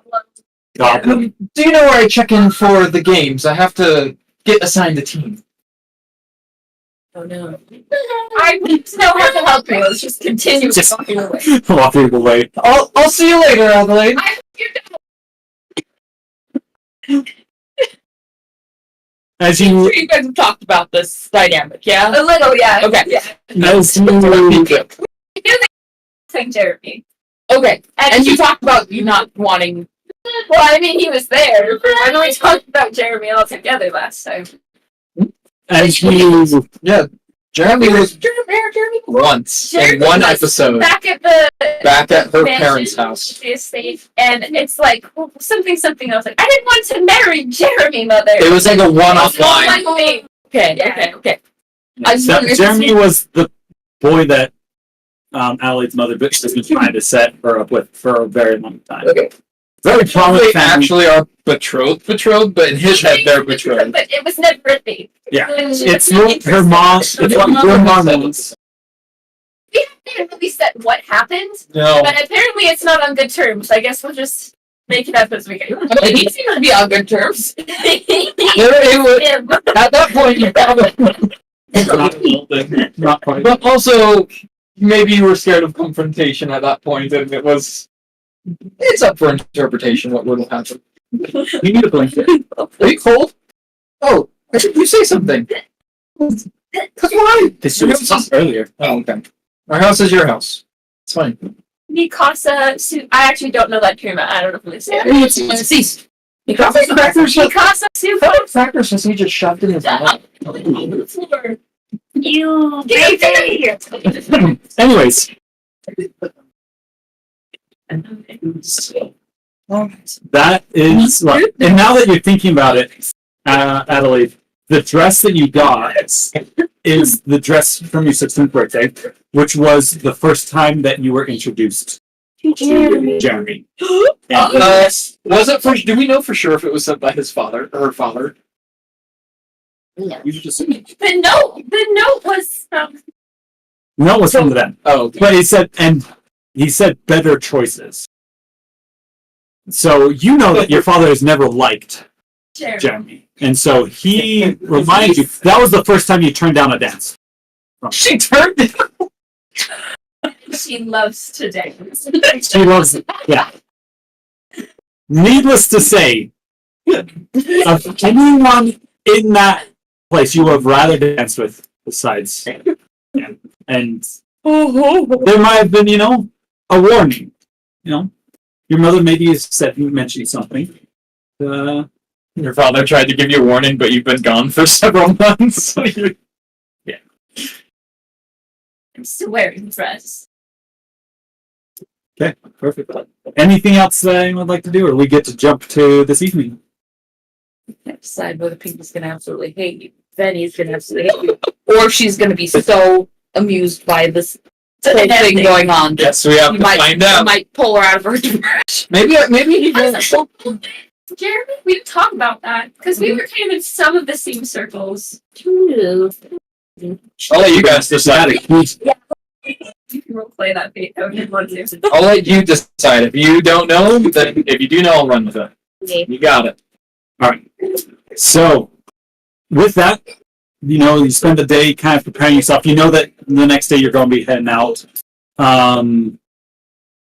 Eventually, it's time, and you No, there's kind of a mass exodus at this point, leaving the lighthouse and heading to the other side of Osho towards the train. It's the same place that, every vigil passes through their first time.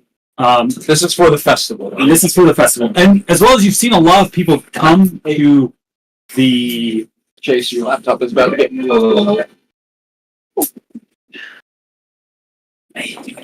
Anyways, so you've seen a lot of people come through the lighthouse today, what you'd assume and presume to be from the tower. Looks like they invited all the vigils from there. They come and participate, all their residents as well. And it's starting to seem a little lively as a lot of people are walking that direction.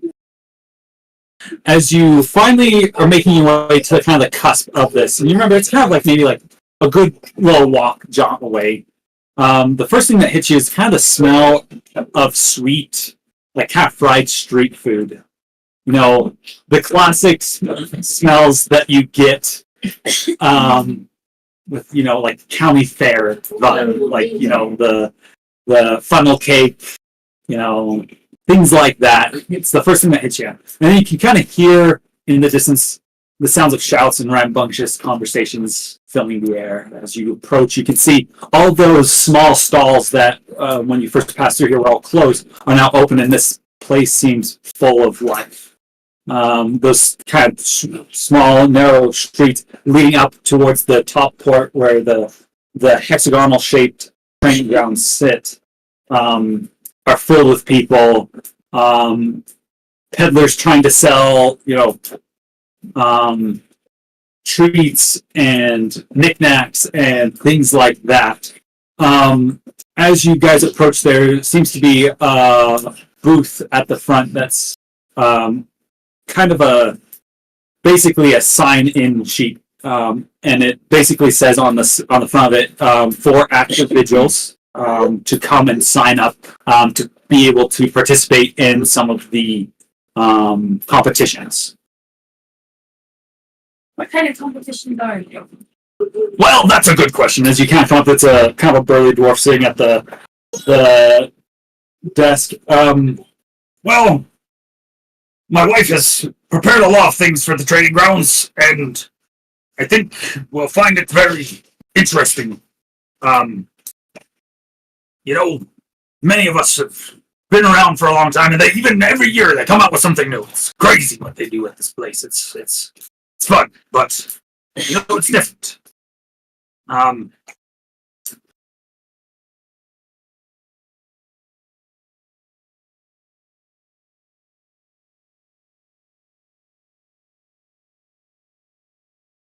trying to find something. While you're trying to find that, and we point out that Vicky is retreating further and further to her hat, like around Elise. She's kind and gentle, but now that she's out in the open, surrounded by happiness, she's getting oblivion. Anyways, just an observation. You guys keep going on this interaction. Yeah. Adelaide might just think you're afraid of getting sunburned. Yeah, Toletto's prepared a lot of stuff. My wife, she's prepared a lot of stuff to help out with these games, and there's a few challenges, and if you're lucky, you might even draw out for the main competition. But we'll find out. Would you like to sign up? What would you... Uncle? Penny? James? Would be good. For your aggression. And for your distraction. Stuff. Yeah, maybe. You can definitely hit people. Usually. Maybe. Sign me up. Depending on the game. That's Actually, I should explain that if it's a game where you're not supposed to hit people, you probably should. We want one where we can hit people. It's a kind of lottery system. We just put your name in, and then it kind of gets randomly chosen for whatever you do. I'd say the odds are pretty good. Fun. Okay, perfect. Okay. And I would point out, Ren hasn't returned yet. Just so you guys know, it's just been you three. He didn't come back. No. He kind of sent a message earlier in the day. It's like, hey, some things came up. Some things going on. They're having me talk a little on it. So, but just figured that way you guys know it's only you three for. I'm playing Opal's Flame. And then he's gonna write Opal's name down for her. That's 3. Perfect. Okay, and enjoy the games. When you are summoned, when your vigil symbol flashes with light, then that means that you are being summoned to the training grounds for games. If you want to, you can go up there and watch other games, and the final event will be right at the dawn of the new day. And I would say the thing that you notice, at this point it's kind of dusk, the sun is setting, but the moon on the other side is rising, and you don't notice like the light getting darker. As this is the brightest part of the year, the moon is completely opposite, and it, in this particular day, lights up the land almost like a second sun. Kind of casting the whole world in a semblance of twilight during this time. Guys, I He loves just the realized, We're where very- are the brokers in our name? got the dark brooding one, you got the fashionable one, and then you got the strong one. So, we got it all. And you have senpai. I got all this blossom. And then you have senpai. Coon, I'd say. Yeah. The professor. That's the guy's name. There's no senpai in the I'm sorry. There's the boy versions in that one mall. Or There's a mall episode where they're adults and there's boy. Oh yeah, you can What are they called? They're the Rowdy Rough Boys. Yeah. Rowdy Rush Boys? Yeah. That's adorable. Anyways, Murder Jojo makes a duplicate male version of each of us. Powerpuff Girls. That's what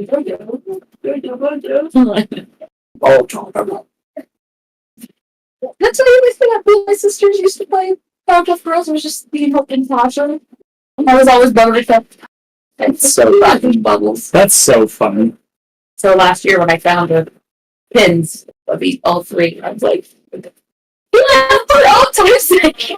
That's so cute. You were the Buttercup sister.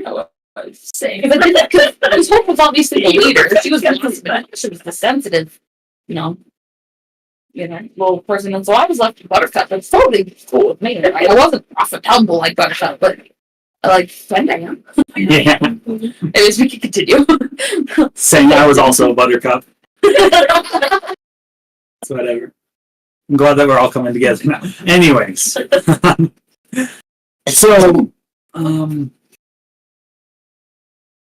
as you're here, your visual symbols haven't flashed yet. And he explains that you might have, multiple competitions that you pull out for. You might only have one. Right. But you usually will have at least something that you'll do. They explain the big competition, like the difference between The difference? No, they just say the final one's going to be at dawn. And it's usually the biggest one. But it's kind of randomly chosen who it is.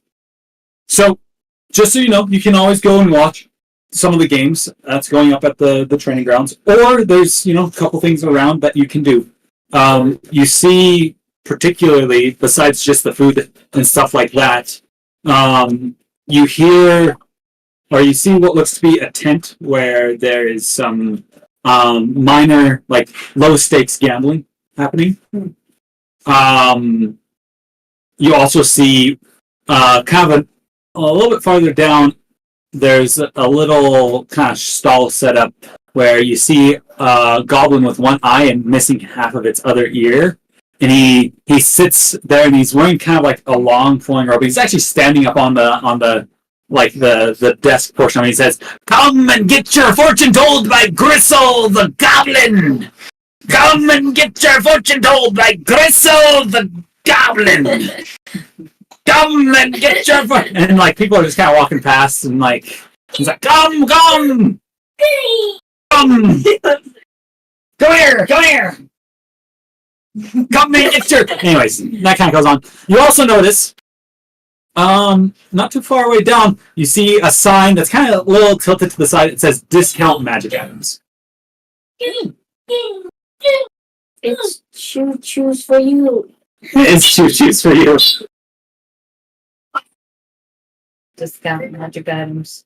Well, I'm not there, so. I'd like to give my fortune to them. You'd like to get your fortune told? Yes, by Gristle the Kremlin or whatever. So the goblin. Whistle the goblin. Basically a gremlin. He's getting 9 places. Come get your fortune told by Gristle the... Hey, you're coming! Does Gristle the goblin have a little minion? Yeah, he's got like a little... Yeah. There's a little... Yes! Come closer. What's your name? Okay, Adelaide. My name is Gristle the Goblin, the fortune teller. I know hand reading, palm reading, foot reading, abdomen reading, crystal ball looking. I can see the future sometimes. It's usually about a 60-40%. 60-40? I'll take it. How much? For you, it's a special day. The moon is rising and we have merriment on the air and, we'll say, what about 2 gold pieces? 2 gold pieces for a fortune. Yes. What fortune? That's how it works. 1 gold piece for fortune.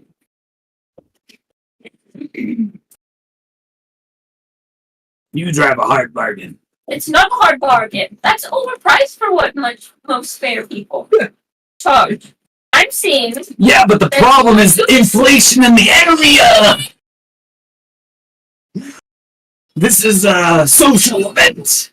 Okay, I'll drop the price to 1 gold piece. Okay. Gold piece from. But I will warn you.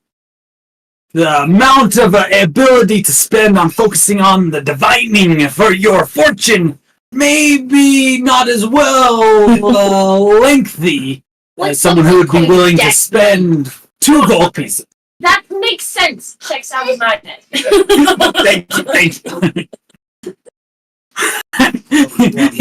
You can see that he stops himself. Is like, should I ask for more? Yeah, I can make it really long. Okay. What would you like today? Crystal ball reading, reading the dice, reading your poem. What would your Real quick, has anything kind of been off with Adelaide since she saw Journey? Huh? Is there noticeable? Are you noticeably upset? Are you noticeably trying to distract yourself now that you know that he is here? Like, is there anything for Ping to pick up on? Have you ever had a boy, maybe in your ward or your class, that had a crush on you, but you were not interested, and he couldn't take the hint?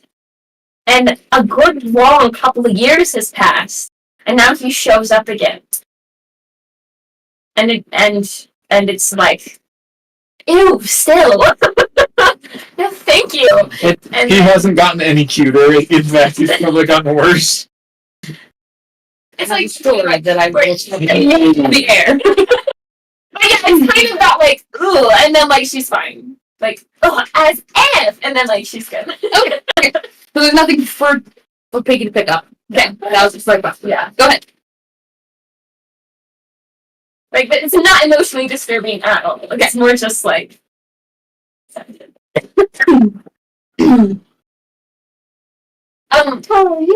But cards. cards? Very close to that. Thank you. You wanna go bathe our child? Yeah. Okay.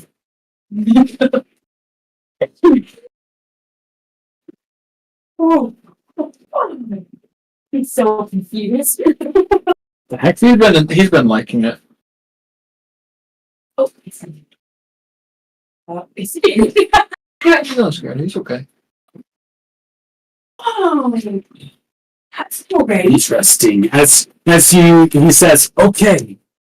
As he oh, what else?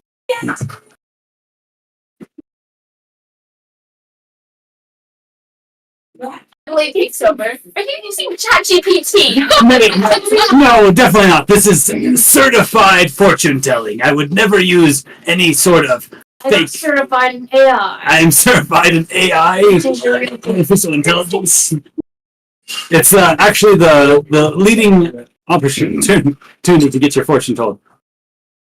Give me just 1 second. Yeah, it takes a while. You really gotta get the magic in there with the shuffling.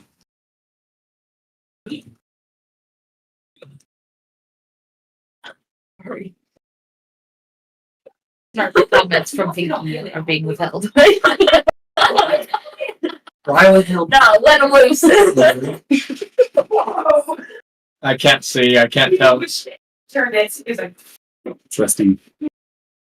As he shuffles, he says, "Pick 3." you go in three. One, and that one, and that one.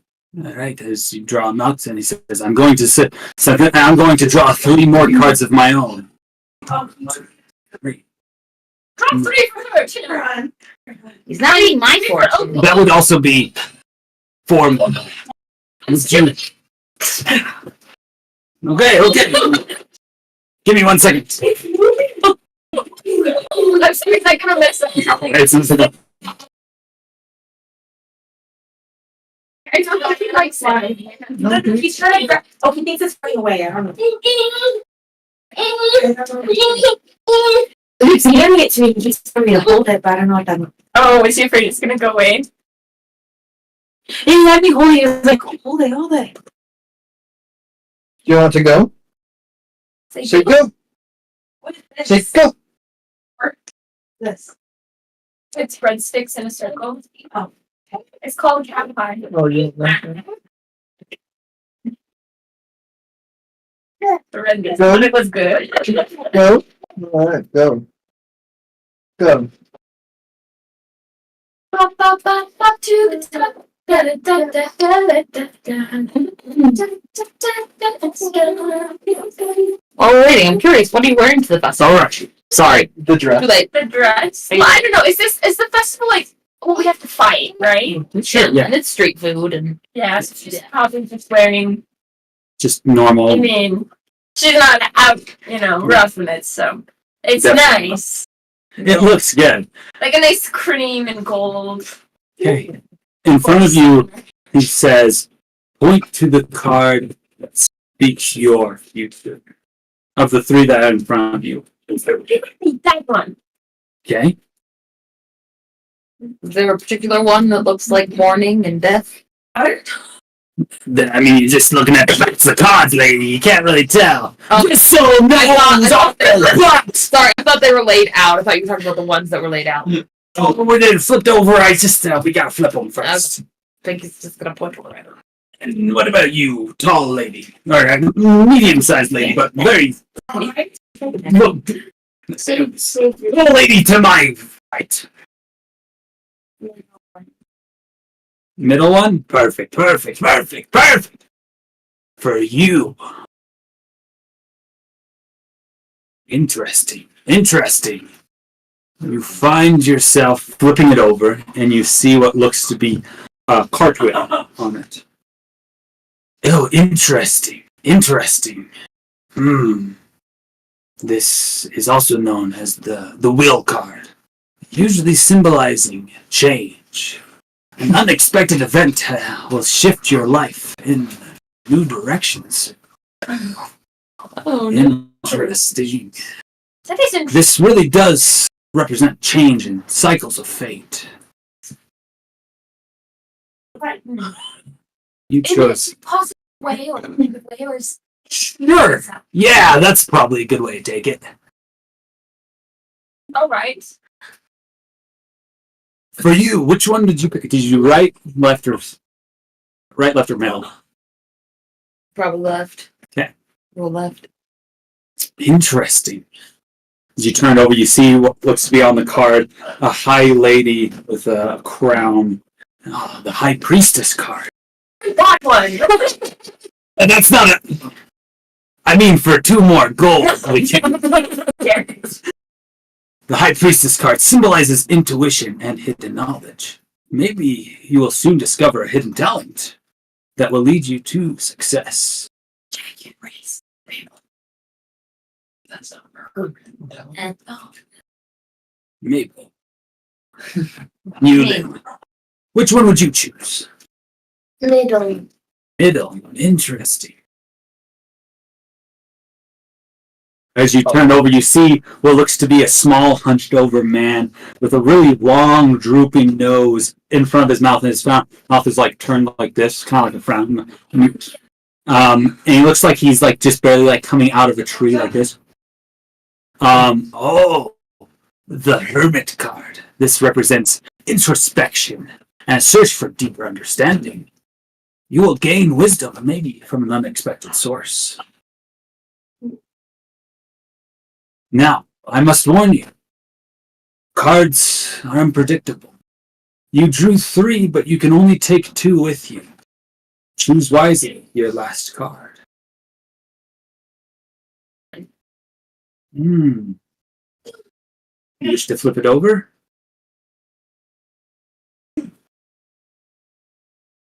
Did you do middle? Oh. Middle, left, or right? Middle. Middle. Interesting. You see a card that has 7 swords crossed on it. Ooh. Cards with 7. The 7 swords card symbolizes deceit, hidden motives, and treachery. There might be a betrayal lurking in the shadows. Someone close that may not be who they seem. Just keep that in mind in your future endeavors. I like to look at the two of you. For you, what card do you have for your last one? I think he's gonna take the right one. The right one. Interesting. Interesting. As you flip it over, you see what looks to be sitting on a throne, kind of a dark reddish-skinned creature with a pitchfork, and on the other hand, holding a whip down. Its legs are crossed, and it's glaring at you with a smile, almost like it's about to wink.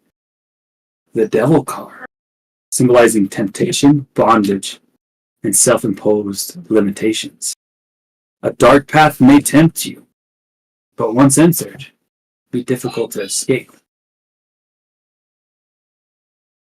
It's like, Just, I don't know. If he's so much, I don't know. Never mind. Keep going. And lastly, you, which card? The right. As you flip it over, you see a large structure rising up with battlements on top. Tower. The Tower card symbolizes sudden upheaval, chaos, and the collapse of what is no longer stable. A hidden truth will soon surface, forcing you to confront what you've been avoiding.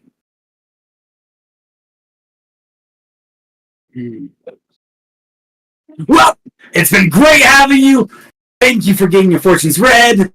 I'm Gristle, the Goblin. I'm here all week. Actually, I'm not. I'm leaving after today. This is a side gig. The trinket. where I used to live in all the towns I would visit for fortune telling, they would give me a trinket that I would buy. And that would help me have a more positive outcome of my fortune telling. You can keep these cards for an extra additional gold. No, I mean like they gave me a little keychain so that it would be positive, or they gave me a T-shirt that says Mother Moolah's fortune telling, and if I wore it all week, then bad things from my toe readings would happen. Toe readings? Okay, yeah, I know what you're talking about. You're like you see like here like crumbling, like you hear pans and pots like cleaning. Ow.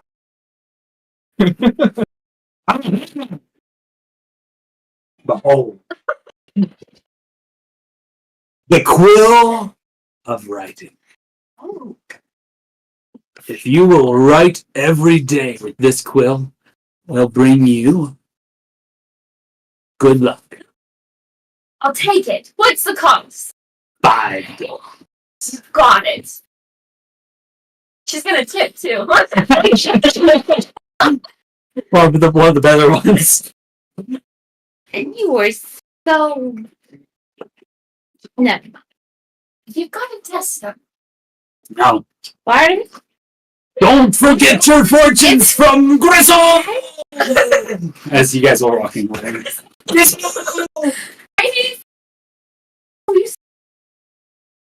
What would you guys like to do now? It's about that turn when you turn around the corner. Yeah, you guys still have a little bit. There's still other things, but your symbols start to flash. Seems like your first competition is up. It's girls. Bye-bye. Go take a bath. He's just gonna limply put her in. Bye-bye. Take a bath. Team. That's the latest thing ever. We're not starting that like this. Oh, It's a Donnie and the Oozmans. HB. AOV. Veo. Veo! Let's go! Benny, say Veo! Say it, Benny! Come on! But why? What does it mean? Say Veo! It means us! It means us! Veo. Fine, Veo. Let's go! Guys, head towards the. It's low. You guys head towards the event. You guys find yourself being let in. Caletho, the dwarven lady who runs the training grounds, she seems pretty frazzled. More than usual. She's usually fairly uptight. She says, "Oh yeah, you're the Donnie and the Oozmans." But for now, Veo. Why are we Veo? Veo. Because we're awesome. All right, and where's your other two teammates? Where's your other two teammates? You see, I'm sorry, something is for You to sign in for Donnie and the Oozmans? Unfortunately, the group is full of strange men. I'm sorry, why don't your teammates? what's your name? Jeremy. And who's this behind you? Oh, he doesn't speak much. He's my companion. Companion. The one that says companion number 1? Yep, that's him. Check. And your name, Jeremy, check. Okay. And your name is? That's Adelaide. All right, Adelaide, check. Speak for me again.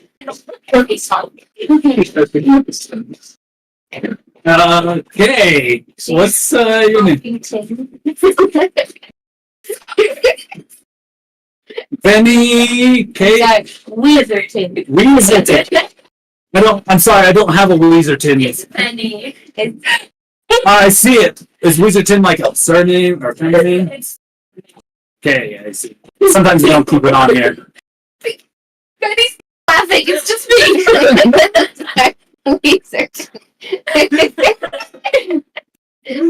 And what's your name? Opal. Opal. Okay, check. Okay, all right. Y'all know what you're here for? confused. Don't worry. The competition that you guys have been selected for is called Light from Darkness. The rules will be explained to you as you get in there. Just right this way. Please get moving. I don't know if I want to play this I don't want to play either. one. Howdy ho. I'm Jeremy. Don't touch Howdy me. ho. Are you- I'm Jeremy. He's diseased. Oh my goodness. Do you know each other? No. Yes. Oh. Also, you can see that now that it's the competition, he's wearing this ornate armor. You can tell it's honestly super gaudy. It's not meant for combat at all. It's like just super. Have you guys seen solo leveling? Yeah. Like the one young kid that shows up and like Yeah. It's like actually not meant for combat. Yeah. Oh, Can I make a history check to see if I recognize the name Jeremy Jeremy? from the one time that we heard it? It was, I think, a private conversation. Oh, I think it was, yeah. Dang it! It wasn't at the table. Yes. Oh, No, I don't think it was. I think it was It was when her mom pulled her and- away. Or like her mom walked away and she. Oh, I forget it. See if you can remember it. Well, this is kind of a decision that you can make. If you want to roll it for it, you I'm can. rolling for it mentally in my head. Okay, she remembers. Oh, Opal will look over and, be a little hasty. Just look at Jeremy and Adelaide and like, oh, I was told that I could join the team. Who told you? Oh, just the No. ticket people. Say their name. I didn't know their name. I'm sorry. Who are you? Oh, Speaking to companion number 1. oh, that's companion number 1. No, his name. Or her name. I mean, Opal is going to lead John. the way. Like, before we begin, I'm gonna use the restroom. Oh, that reminds me. I too must use the restroom. Have to go freshen up. I'll be back. He walks.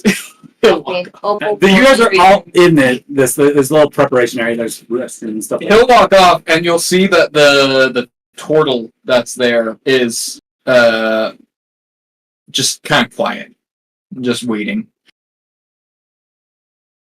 So, who was that? I know who it was.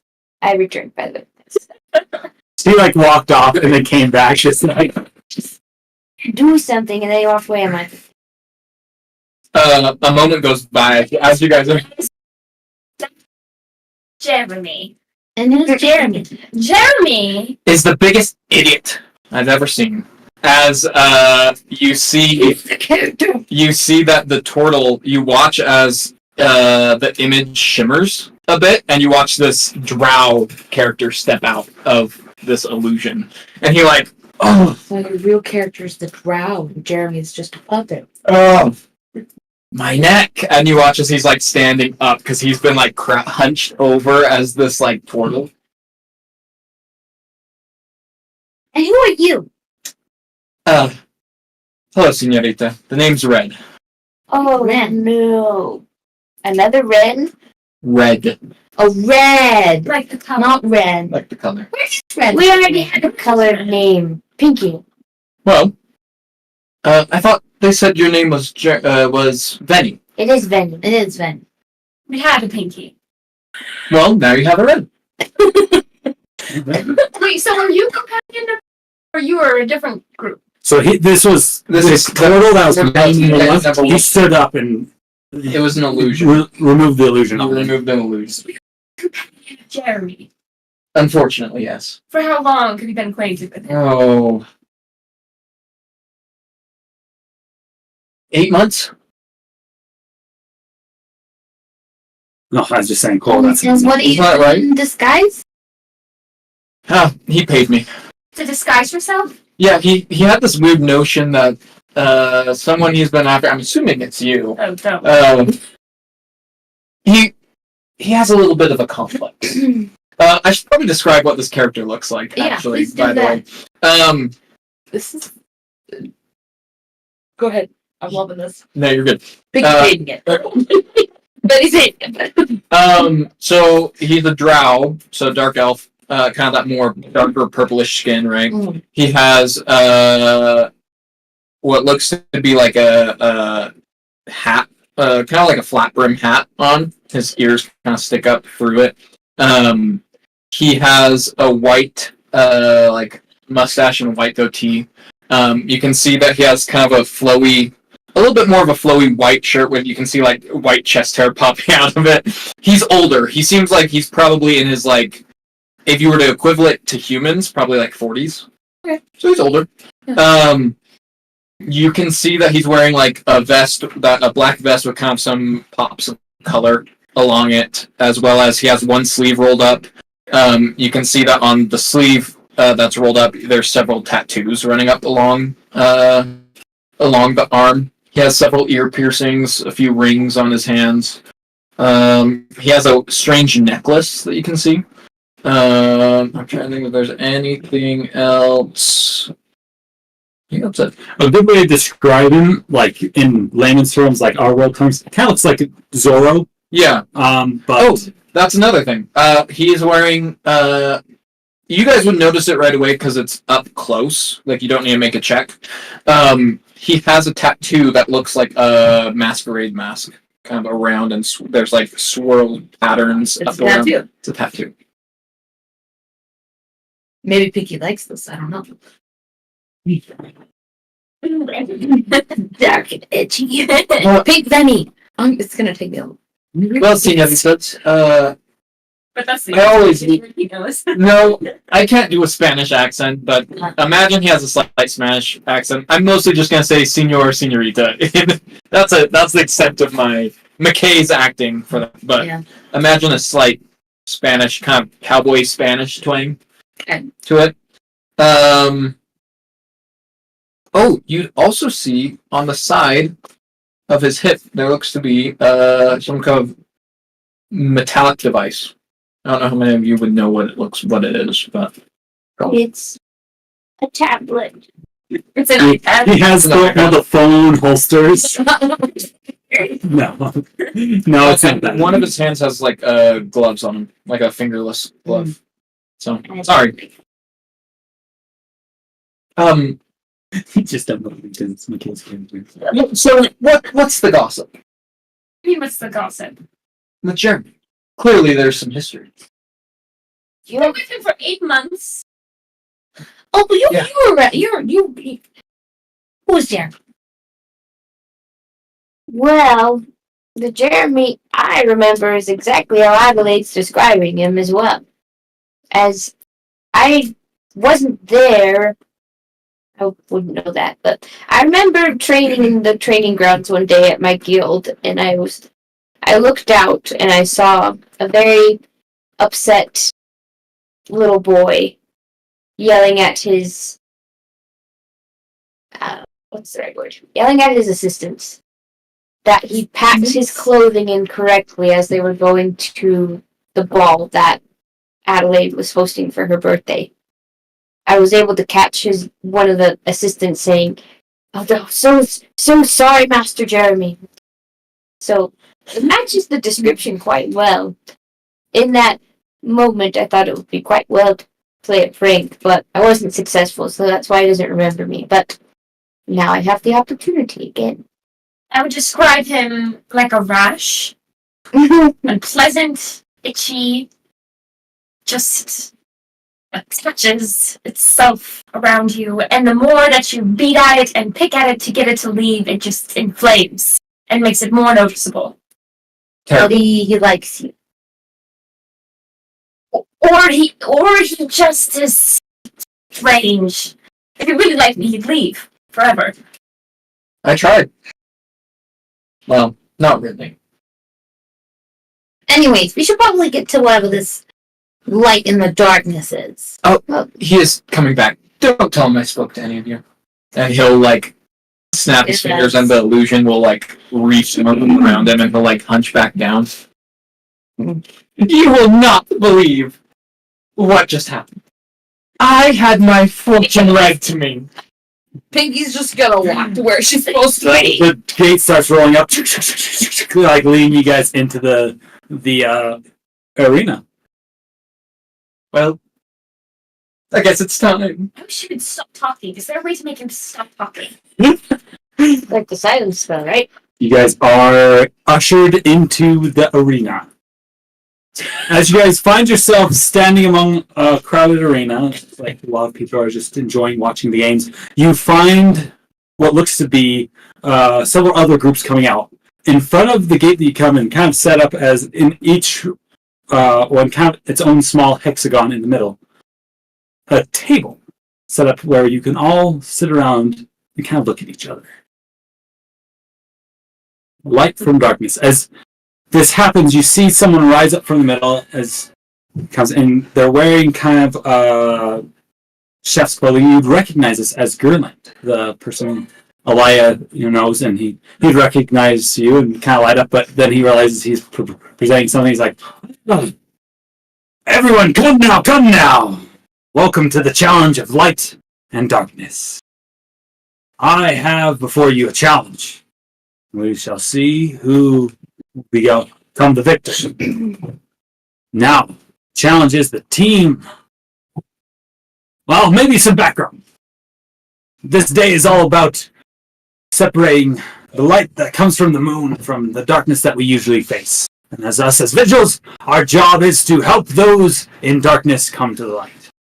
So, I have prepared myself a challenge by baking cookies. Everyone's like, kind of, it's like one clap.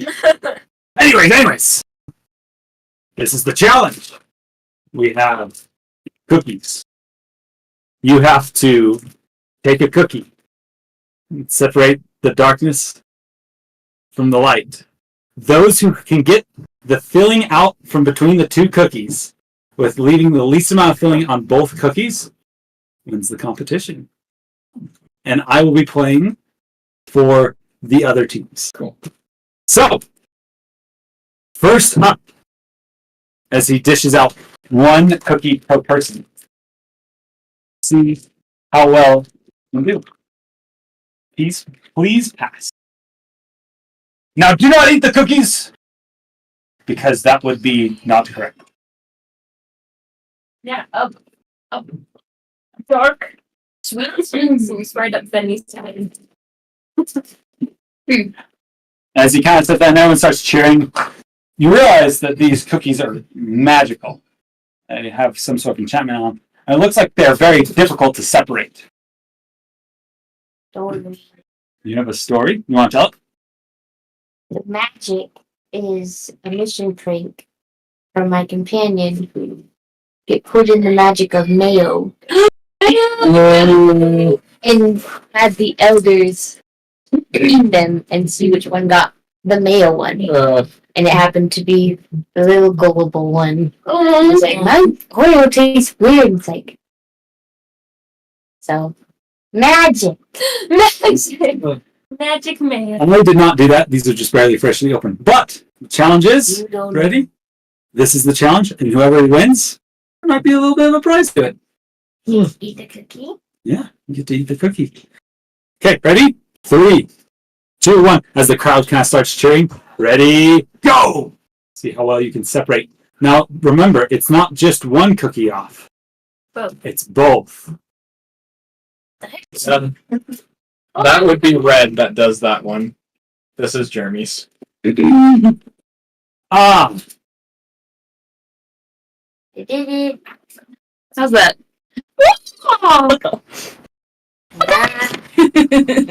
wow. I'm gonna put it back though, so I don't have to hold it. You don't have to hold it. I think you guys did better than I did. I still have some on mine. Thanks to one. Okay, wait, now we have to judge. We have to judge who did the best. Everyone look at each other's cookies. Joy. Joey, you literally have nothing. That's a little white speck right there. That's nuts. This is her soul. There's no. This is her soul.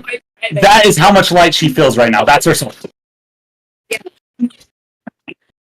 Actually, the opposite, right? We're testing how light you is on the inside. Yeah, how much light can you spread around?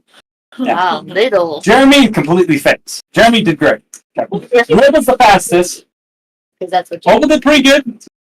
I did pretty You good. did pretty good. Everyone else did So fairly good. They did, not bad, but nothing like what Benny was able to do. You guys would probably Sleight of hand. Yeah. you guys will probably hear like Jeremy whispering over, "You're supposed to help me with this." Can I eat a cookie? He ate cookies. Jeremy gets brought another cookie. He paid for a second one. Another. He passes it to Red like this. Yeah, he switches Red's plate with his. They swap. Oh no. Well, I'm just gonna eat these. uh-oh. These are now for everyone to eat. Cool. I love it. That was your guys' challenge. I love it. And Pinky, as you win the competition against everyone else, you gain 2 items as you're walking out. They hand it to you. You get a potion of haste and a rock of light. The rock of light just it's a rock that shines in a 5-foot bright light. It's just a rock, but shines light. Okay. That was the competition. Alright, with that, you guys are left to leave. I'm assuming as you guys head out, what does Red and Jeremy do? You guys are back among the things you can go and. Oh. Well, I guess we're with you guys now. I would love to. All right. As you guys walk over to the discount magic items, you find it kind of like, it's a fairly good check. And you notice actually the guy inside of it seems to be one of the guys who works for the archivists. You can't remember which one, just one of the nerds. And he says, "Oh, hey, it's good to see you. I think I saw you earlier this morning. Heard your voices, I think. Well, this is our discount magic items. It's the things that we tried to figure out. And they didn't turn out quite as well as we wanted to, but they're all safe. Nothing bad here. No removing skulls. I promise." That's so funny. That's like one of my favorite things that's ever happened in D&D before was the artifact that removes. Let me read up what it does. I still have it in here somewhere. Oh, well. So funny. Yeah. Parties present. Oh, where is it?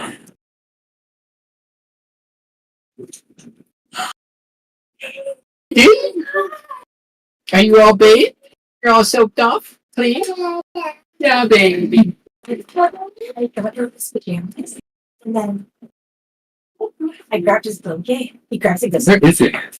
Oh. Express skull removal services. Oh, Uh-oh. I'll be back. Come on, companion. He just leaves. He'll leave for a second. Okay. All right. Okay. What you got? you want me to suck You guys want something? You guys want to take something? We literally are just giving these away. Like, There's something in here. It's dark in my soul. maybe we'll find out. I'd like you to roll a d8. Is it like, okay, let me see if I have something.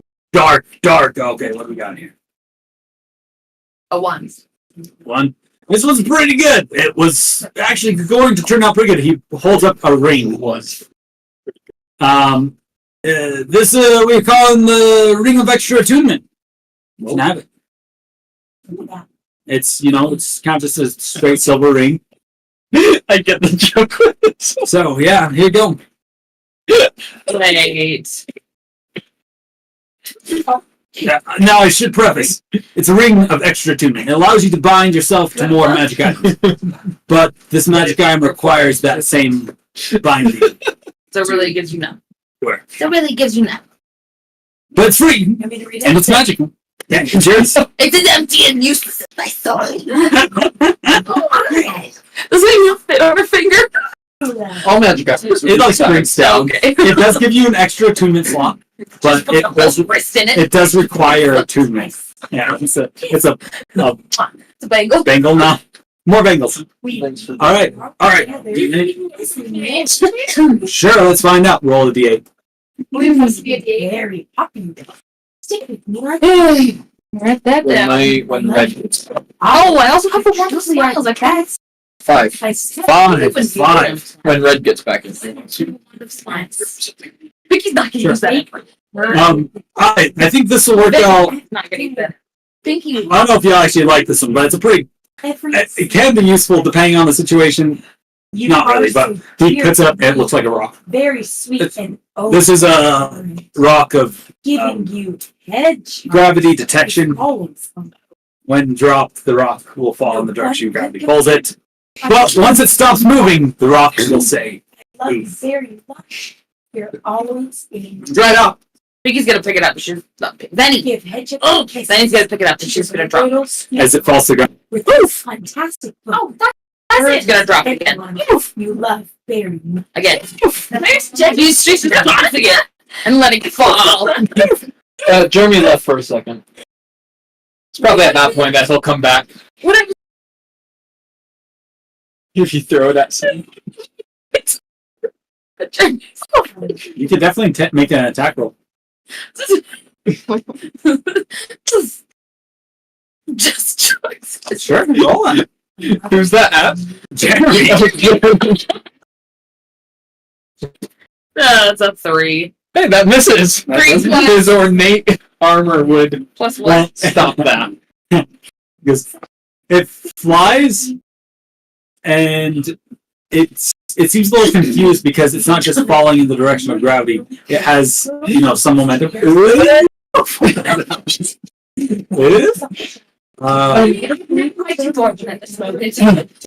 Adelaide, your mother told me that you're looking for a strong man. And that's why I've come here. To show you that I am a strong man. I've signed us all up. For? A fight? So I can show off how strong I am. We get to hit you. No. We are on the same team. Because also, teamwork is important. According to Bogdan's law, teamwork is the third most important principle. So we should practice fighting. Is the first one intelligence? Yes. So to be intelligent, we should practice fighting. Yes. Opal will go to... No, not me. So does anyone else want some magic items? I need to get rid of them. He'll take one. Okay. I rolled a 3. Roll a 3. Great. He hands a simple carpenter's hammer. This is the hammer of silent carpentry. Are you taking it? When this hammer is used on carpentry, it's completely silent. But if it's used for anything else, it just acts like a normal. It's only quiet if you're using it for carpentry. Cool. What was the rocks called? Rock of gravity protection. That was I need a. Oh man, who is it? You are living. I forgot to pull.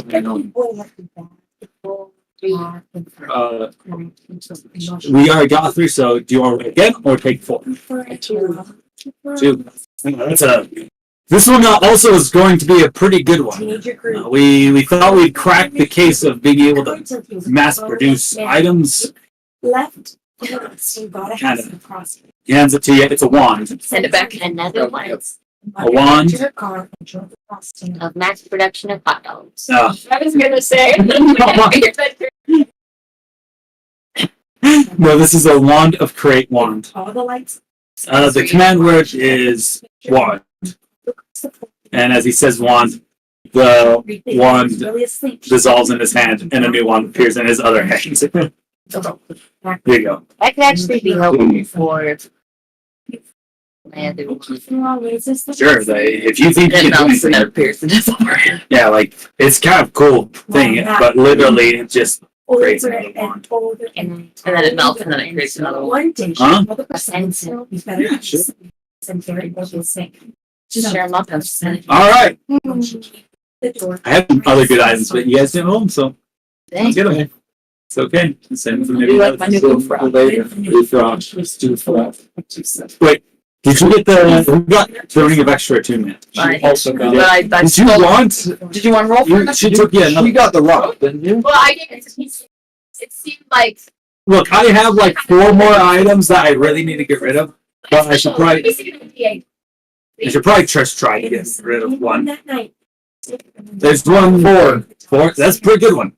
This is a marshal of Nomus engineering as he holds up a jeweled lock. It's like kind of, ornate. Like I said, it's jeweled. He hands it to you. This padlock is very special as it can be opened by any key in existence. Literally any key. No. So it's just for looks. Yes, it doesn't work, but it's impressive that they got it to work with literally any type of key in the world. We'll unlock this. Since when have you had a problem with just looks? I'm keeping it. Jeremy, seeing you excited by this, will say, I would like to give her something as well, something else. And he'll go to shake your hand, and he'll slip, like, several, like $100. $100 gold. Something nice. Sure. Yeah, hands it back to him. Okay, you want something? Roll a D8. No, it's cute. One. Reroll. I rolled one. 7. 7. Ah, yes. This will work. He holds up 2 stockings. One is full of holes, and one is not holy. This is a holy and unholy socks. You would notice, Adelaide and Opal, that the holy sock gives off good energy, and the unholy sock gives off an evil energy. The holy one has good energy. Yeah. Oh, the unholy one. You feel like if you were to detect good and evil, the holy sock with holes in it would come out as good, and the one without holes would come out as evil. I don't know who created these, why, but here you go, dude. Thank you. Adelaide, these starts to fray. are for you. Sorry, my soul system.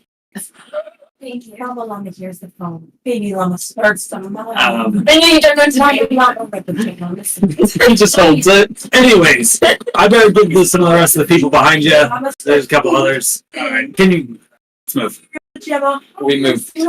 By chance, is there something I could have signed us up for just like a small, quick Yeah, there's another competition. competition? You might have thought you signed up for a fight. It's not.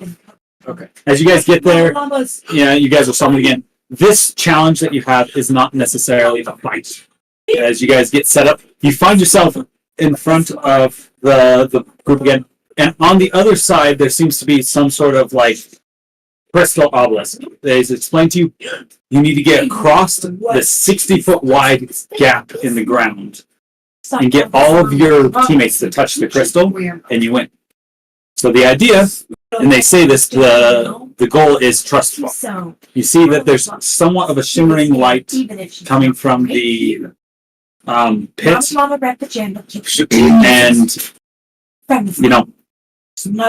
the goal is to get all of your party members across to the other side. You can do that by however. There's other groups, so if you want to fight them, you can.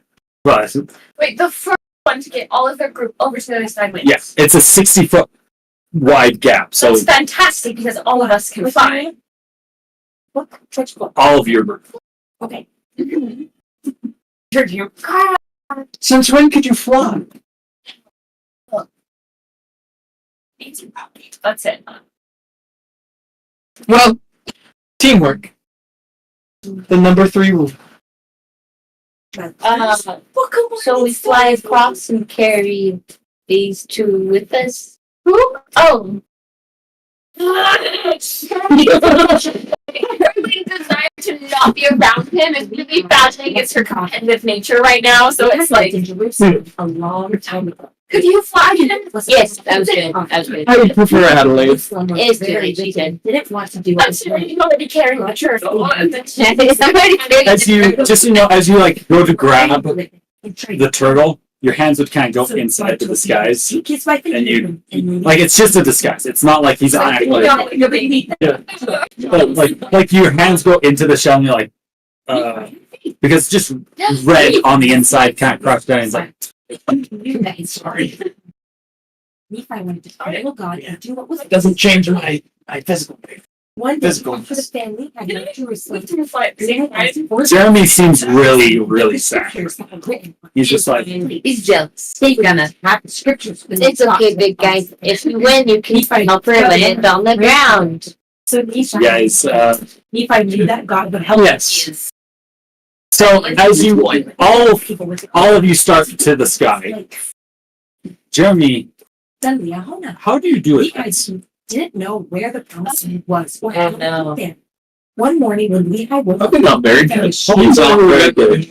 He's a little bit of a, he doesn't get around. He's, I would like you to do a wisdom saving throw with this. I don't think he has any pluses to it. I think everything's just a texture.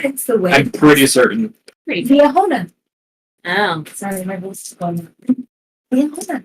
Nat 20 and a 13. 13? 13 still fails. Okay. Opal, you have a flaming body. There's no time that I should have warned you that then I don't agree very well. He starts hurling. He's just like screaming and Okay, so Opal. I need you to do a strength check for me. How well can you hold on to? Flailing man. Opal is gonna be fine. Oh, you can do whatever you want. Okay, Opal's fine. Yeah, that was just to make sure you can hold on to them. That's a 21. Yeah, you're good. Okay, well, since he's making it even worse, like, oh, I should mention I'm not good at flying. Oh my, better not drop you. No, don't drop me, I'll please. throw him in the air since I can carry like, catch him again, like, You see that the other groups that are in this competition as well, they kind of started like trying to figure out a way to go and get across. Like they've like tied a rope and like there's one shoots an arrow and they're like trying to like slowly like they have like one really big guy kind of holding on the backside and like they're some are like kind of trying to crawl across. And then on one of the other groups it's like, why are they even worried? They're not gonna kill us, and he just starts running for the edge. He's just gonna like go for it. And he starts running. He just like full on sends it. As he jumps, he lands on solid ground in the air. Hey, whoa! As I'm gonna win. He's like gonna start running, and all of his groups like wait, and then they start running. So it seems like everyone realizes. Everyone starts running. To run. Are any of them ahead of us? You guys had the advantage because you guys had a plan right off of that what to do. You would notice though the ones that have crawled onto the rope, they're actually hanging lower than where the guy landed. He was called Alma the Younger. They like were the four sons. try to like The five touch where he's like reaching. Their hand passes through it. Like they're not like ground. They're like and they like kind of and they like slowly keep crawling Yeah, along one the of rope. them is just full on sprinting it. Oh, well, At any point is he because like they're holding us, right? Sure. So they're going at half speed, right? Sorry for being bad. Is at any point they're starting to catch up to us at all? Yes. By the time that you guys get, You probably can't cast a spell. Well, no, maybe you probably could. I allow it. It's not a spell that's engaged to be. It's an action. No, I know, but she's holding. But you can grapple and cast a spell as long as you want to get this for. She could like do a And they could all be friends. Okay, I'm. If, Serving because Yeah. they wanted to if any of them get below Opal and my character, let me know. Sure. Catch up. I'd say that there's probably that first guy who just started running. He's because she was kind of playing with Jeremy. Yeah. You're playing with Opal. Good. Now I know it seems like that we don't get along very well, but Jesus. I need to be strong for Adelaide. I know how much this competition means to her. I need you to drop me on that guy. I'll slow him down so we can win. I don't think Adelaide would like sabotaging the other team. Let's do it. What's the second one of your honor code? Isn't it honor? They can do it! Hey!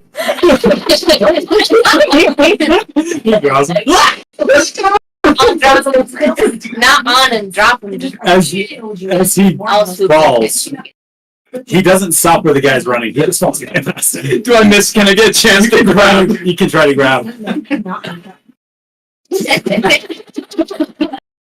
Let's see if you have a chance. Even though they 16? 16. trust Jesus. So this guy is a They barbarian. would do what was right. Did he see it coming? The question is He needs. I think you hit. I think you hit. But I need you to do a strength check to see if you can hold on. And then a good day, and a day. We got 3. It just like keeps going fast. I love that. Drop me on him. Just right past him into the depths of this earth. What was that? Star that he promised. Other great lights. Okay. Down that night. Is it against his something that he's doing? I'm just thinking it's a set DC. Okay. Is there a way that Red could use cutting word to try to lower the DC? Sure. Right. He'll seeing this go on, he's doing what he's been paid to do, and he'll Doing what he's been paid to do. and he'll do as a reaction if they're within 60 feet, if they can see or hear me, or see and hear me, I guess. It makes an attack roll, ability check, or damage roll, expend a bardic dice, and subtract it from the roll. So, what's my bardic? D8? People were frightened. Many of them died. I didn't know that either. Really? Yeah. What do you get? I got 7. 7. And then it's minus 3 from my cutting word. So the DC I set was 15. To visit those other sheep. So 12. 7 doesn't quite cut it. Doesn't quite cut it. Just so you guys know, Jeremy has no bonuses. Yeah. Nothing. He's just straight zeros. He's straight zero. What bonus he has is he comes from a wealthy family and has a lot of money. So they were happy and So as Jeremy falls, he falls right past. He like whacks into him. The guy like brushes him off, and he keeps falling past it into the depths. You guys do something? All right, you rush down, pick him up. At the same time, Benny is casting reduce enlarge on and told him to take good care of them. Oh, on probably Red? Long ago, no, on Adelaide, so she's not half speed. She's full speed. enlarge. I see. You're going to enlarge. Yes, Adelaide, so that she can Sure, run fast. for sure. Yeah, because she's bigger and stronger. awesome. That's awesome. Yeah. Me. Awesome. Yeah, you can continue flying. It's easy. Opal, you do fairly good carrying Jeremy. He's pretty thin. He's not really. As I will say, as you come back up, I imagine we try to catch up to the guy. He'll be like shaking. I will give you 1,000 gold if you stop where you're at right now. Bribery, such honor. All right.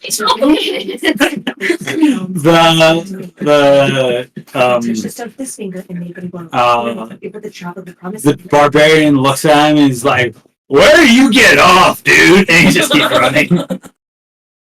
All right, 2,000. You do realize, like, everyone here can hear you, right? 10,000. That's my.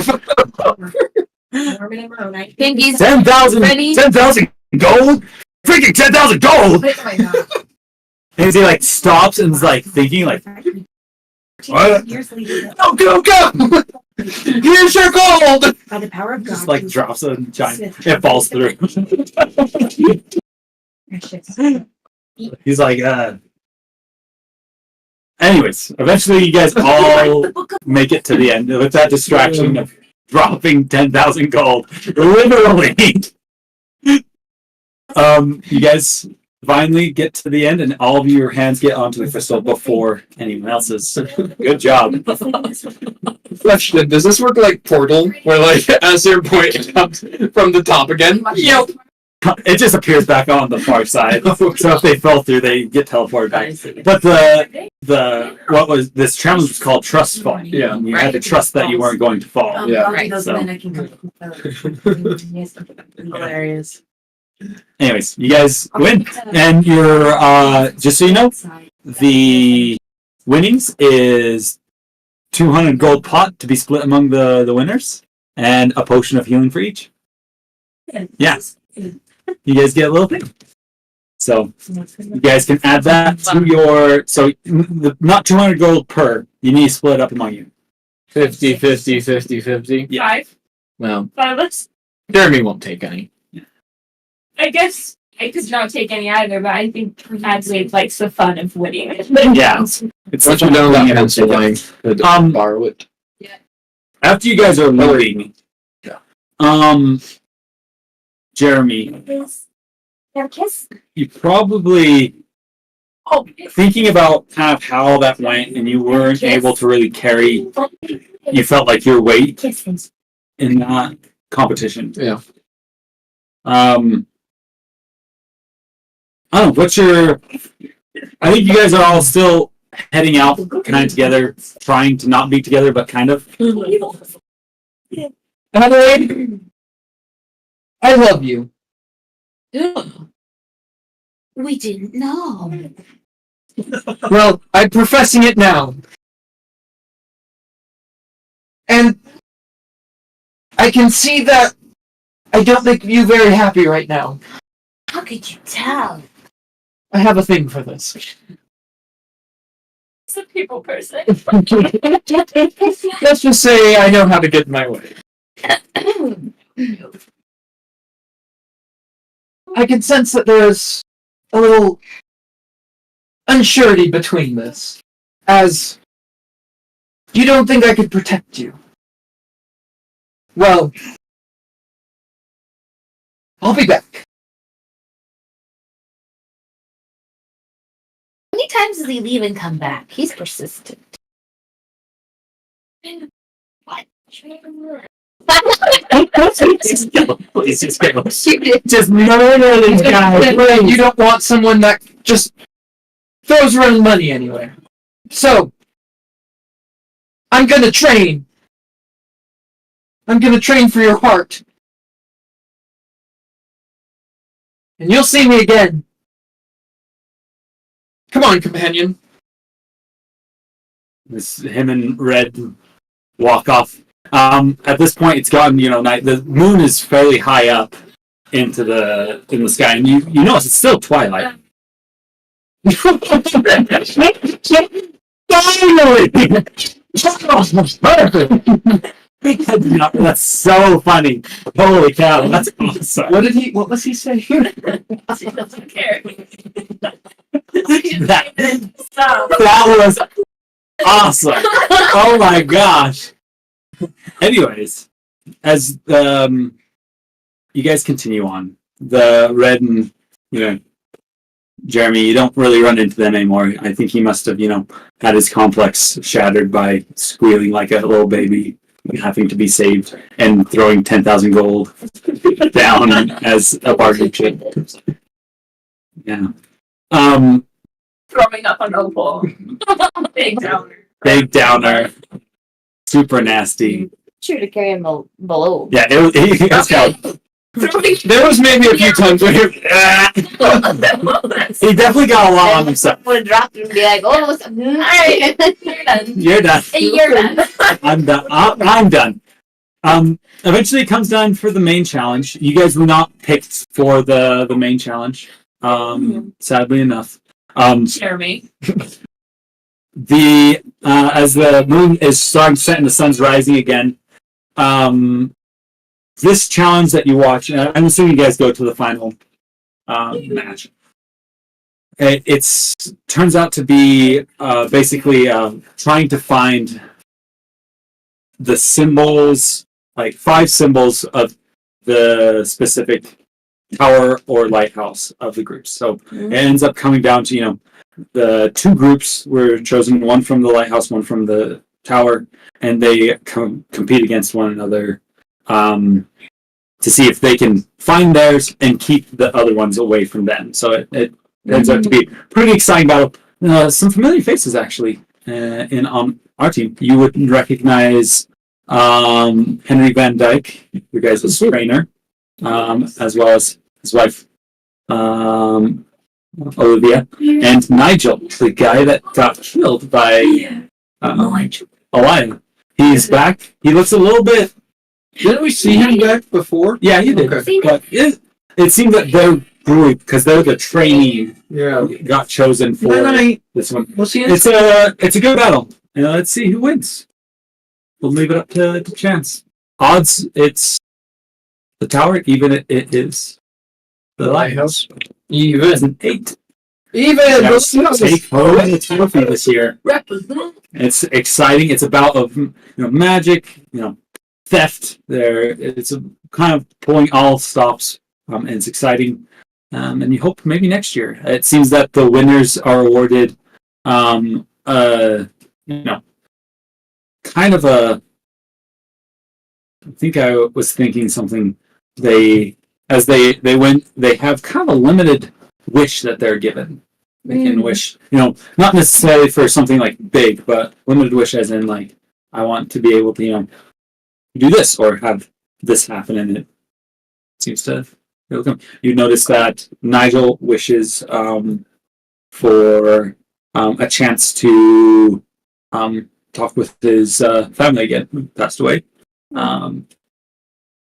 Henry Van Dyke wishes for the ability to set more traps for some reason. Seems kind of like a weak wish, but that's it. And Olivia wishes for the future family that she and Van Dyke have wanted for a while. There was some other winners from the Lighthouse group, but no one of note that you know. So that's kind of it. With that, the competition is finished, and you guys are free to head back to your lodgings. Are you guys going to your lodgings, I imagine? Yeah. Benny's gonna check on. When you guys get to your lodge, actually, you can check on Elise first, if you want to. Yeah. Okay. Well, Red, you would actually be, when they get back there, you'd be sitting outside their room. Oh, okay. You I was going to go knock on it, but yeah. Yeah. I think you know what happened in the meantime. So. Yeah. Hello, senoritas. He's like in his normal attire. He's no longer the turtle. Yes. I think I'm with you guys now. What? I've been assigned to your team from the lighthouse. Is that No, Jeremy left. Excellent. He actually, after all the events of earlier, he went on and on about how he had to prove himself and all these things, and he actually released me from his service. So Congratulations. thank you. Good day. Everything turned out all right. So That boy's going to die. Hopefully. Oh, That's so sad. That was messed up. what is the wizard's name again? The Wizard of the Tower? Yeah. The one that does all the things? Yeah. I have. I have already made my room, but he didn't give me a key. So I've just been... Were you in your house rooms?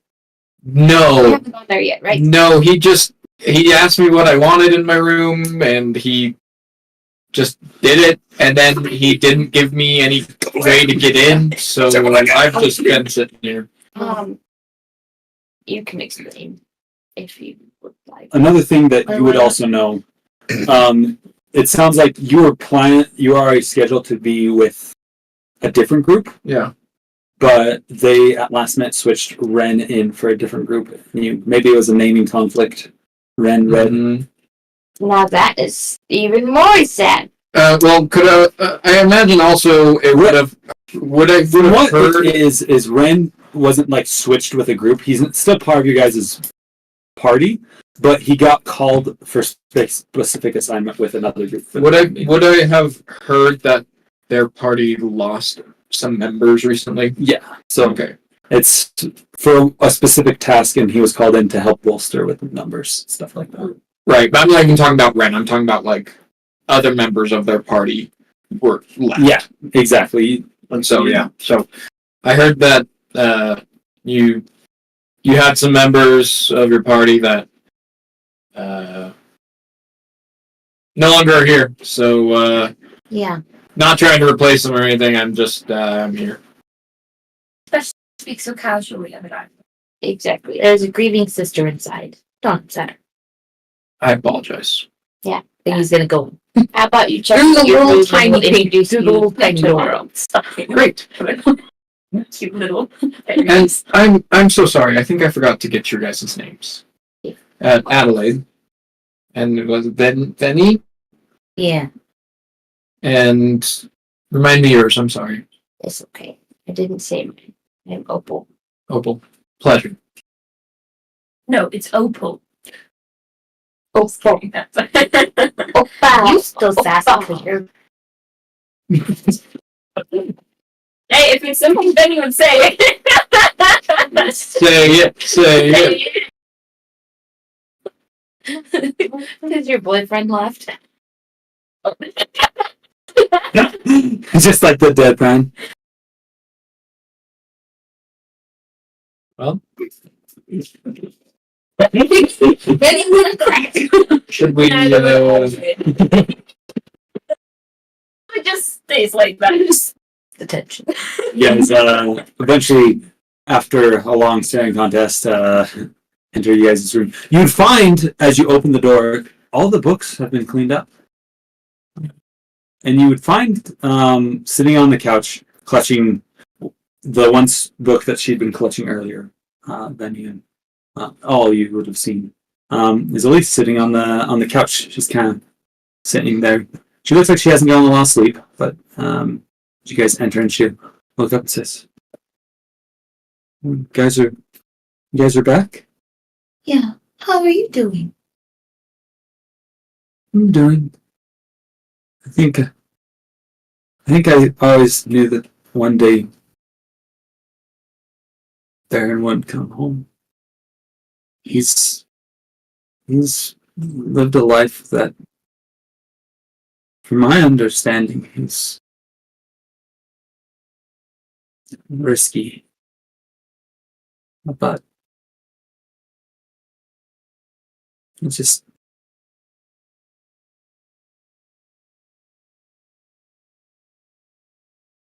I don't know. Yeah. But when are you guys going next? We're getting tomorrow, right?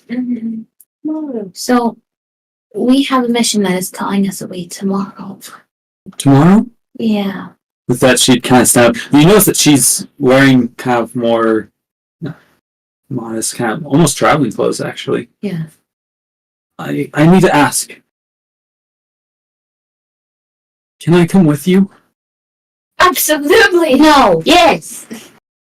You don't want to come with us.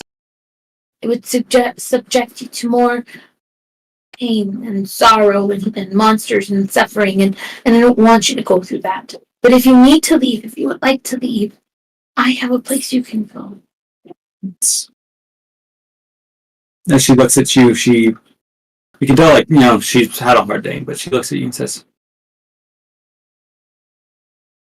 all my life, Barren told me that of all the things that were scary, of all the things that could hurt me, all the people, and because of that, when he would go out and work any odd job and did what he did, I stayed home. And I stayed home and I stayed home. And when I was a little girl, I told myself, the day that he doesn't come home, I'm going to have to go out there. I'm going to have to do it. And I'm done sitting inside, afraid. And you can see this, she's kind of shaking, like, I've only lived through the outside world, through my books, through reading. I don't know what it's like out there. And honestly, Barren would never let me know. Because he's such a good brother. He protected me. But I told myself, if it ever came to the time that he couldn't come home, I would have to go out. So You're so young. And I know that you will make such a great difference in this world, but you need time. And I'm not saying that I want to put you away in a tower. I don't. My wonderful human family, they live in Triton, and they are such wonderful, loving parents. And if you went, and if you lived with them for just a few years, you could come back and you could be a vigil, a real vigil, not just someone that tags along with us. And you could do some real good, but you have to give yourself time. Time to grieve, time to grow.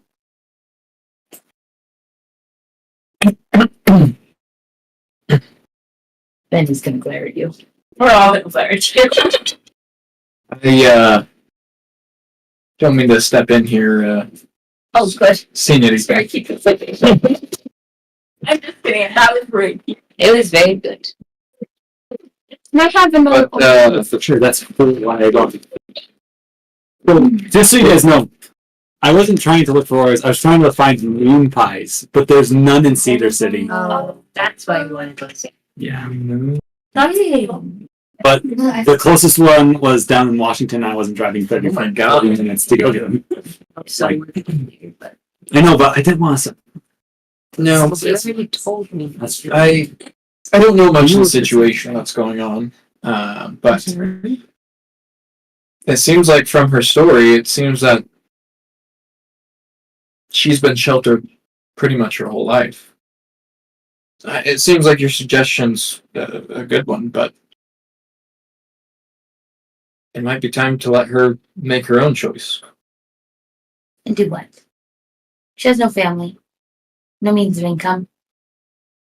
What would she do? She's too young to join the vigil. With that, she kind of starts looking down. Do you have a plan? Elia didn't have a plan. She was also scared. Where is Elia? She's still with us. Fighting her demons, little demons, terrifying demons. She's still with us. Now this is what I would say. And of course, coming from a place of great privilege and very little loss in my life, but it's good for a young woman to get out and about in the world. Whether she be grieving or not, it's a lesson she'd have to learn sooner or later. It's good for her to have agency to choose what path she wants. But, as She you're is literally 13. I was 13 when I'm 14. I'm very small, 14. I was going to finish with having options to choose from. I completely agree. She is too young. I mean, we won't force you to do anything. But if you go to Triton, you will not be sheltered. My family has dealt with great loss. They are hard workers. They live a modest life. But they're comfortable. And you will get to see much of the world as you travel. They go to market day and they're not sheltered. It does give you time. Go ahead. I also have connections with the headmistress of the girls' boarding school in Velnor. Yeah, that guy. I mean, maybe. Oh, you don't know. They have a massive library. You can Can I talk for myself? Exactly. I kept this a secret from Barren because I didn't want him to know. But I'm not just a helpless little girl. When I was about 7 years old, Barren had this thing where him and I gave each other gifts. Whenever he could, he would bring me a gift. And one day he came home from the bar, and the guy next to him he had grabbed a book from, and I know maybe won it in gambling. Doesn't matter now. That book contained 3 spells. And I learned them. And as he kept bringing books home, eventually found more spells. Now, I'm not saying I'm very powerful, but I'm not helpless. And she'll take a second and focus, and she'll turn invisible in front of you. Isn't that a pretty high up one? Like more than level 1, right? Yep. Second level. That's what I was thinking. Cool. Benny, can we take her? Can we keep her, please, Benny? And as she speaks, she becomes being able to be seen. And the biggest thing is, whenever things got tough, Barren and I would run somewhere else. And I told him we should just stay. We should just try to make it work. And I think if I go somewhere else, I'd just be running again. I want to come with you. Not because I have an idea of something grand happening. I want to know what it's like to see people not as words on a page, but to see people. And I want to be able to see you all. My brother had a story, and you all do too. And yet she kind of clutches her book a little bit tighter. And I plan to write it down. If you'll let me.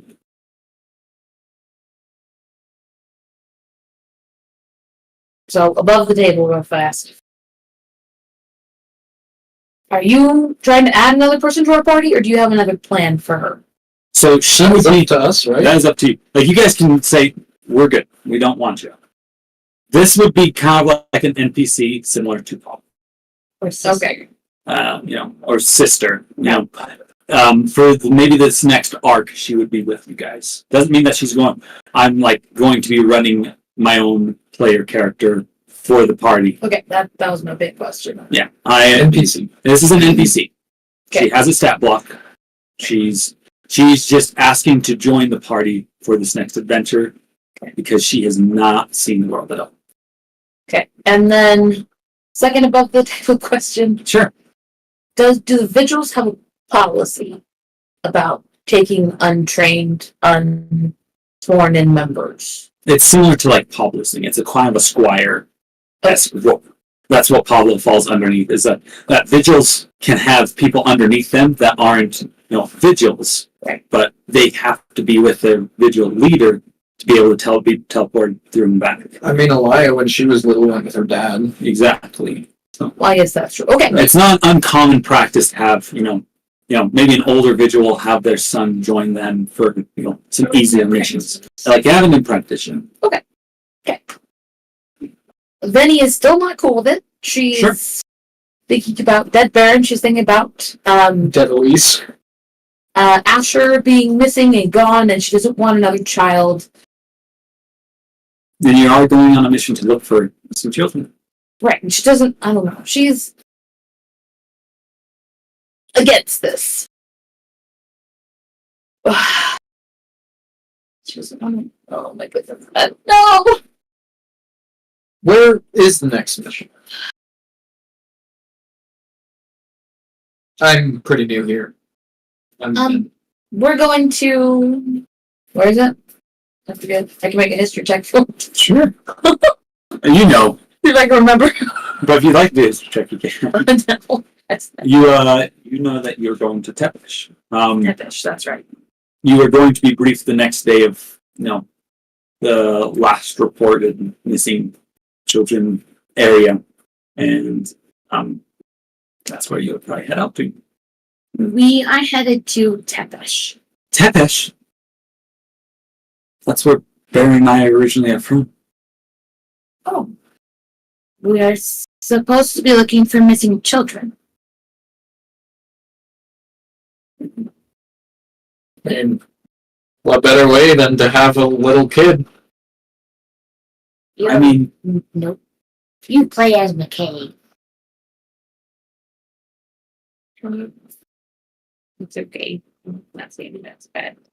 it would be nice to. I left there when I was 5. Just one mission. just so I could see my home. This the home country, my people. Can I give her a bardic inspiration? Sure. Yeah. Did she roll a 200-foot tall fairy is the one deciding the fate of this child. And how I'll do that is I'll reach up and I'll pull like a card behind my ear, and it will be like a symbol of like luck or something like that. And I imagine her eyes will see it, and then I'll just make it disappear again. Yeah. What's you get to add to that? I'll let you roll. It's a D8. D8. Yep. So you guys can come look what I rolled. If you want. What you get? She has a 0 bonus to her charisma. She rolled a 3 on her bardic. She rolled a natural 19. That's pretty good. I mean, Lenny's pretty sweet, so I just wanted. Sure. Let's just see. Yeah. Yeah, I got 5 plus. What is it? Is it just It'd a be charisma check? charisma. Or your wisdom. Well, that's not very good. Yeah, no, she's.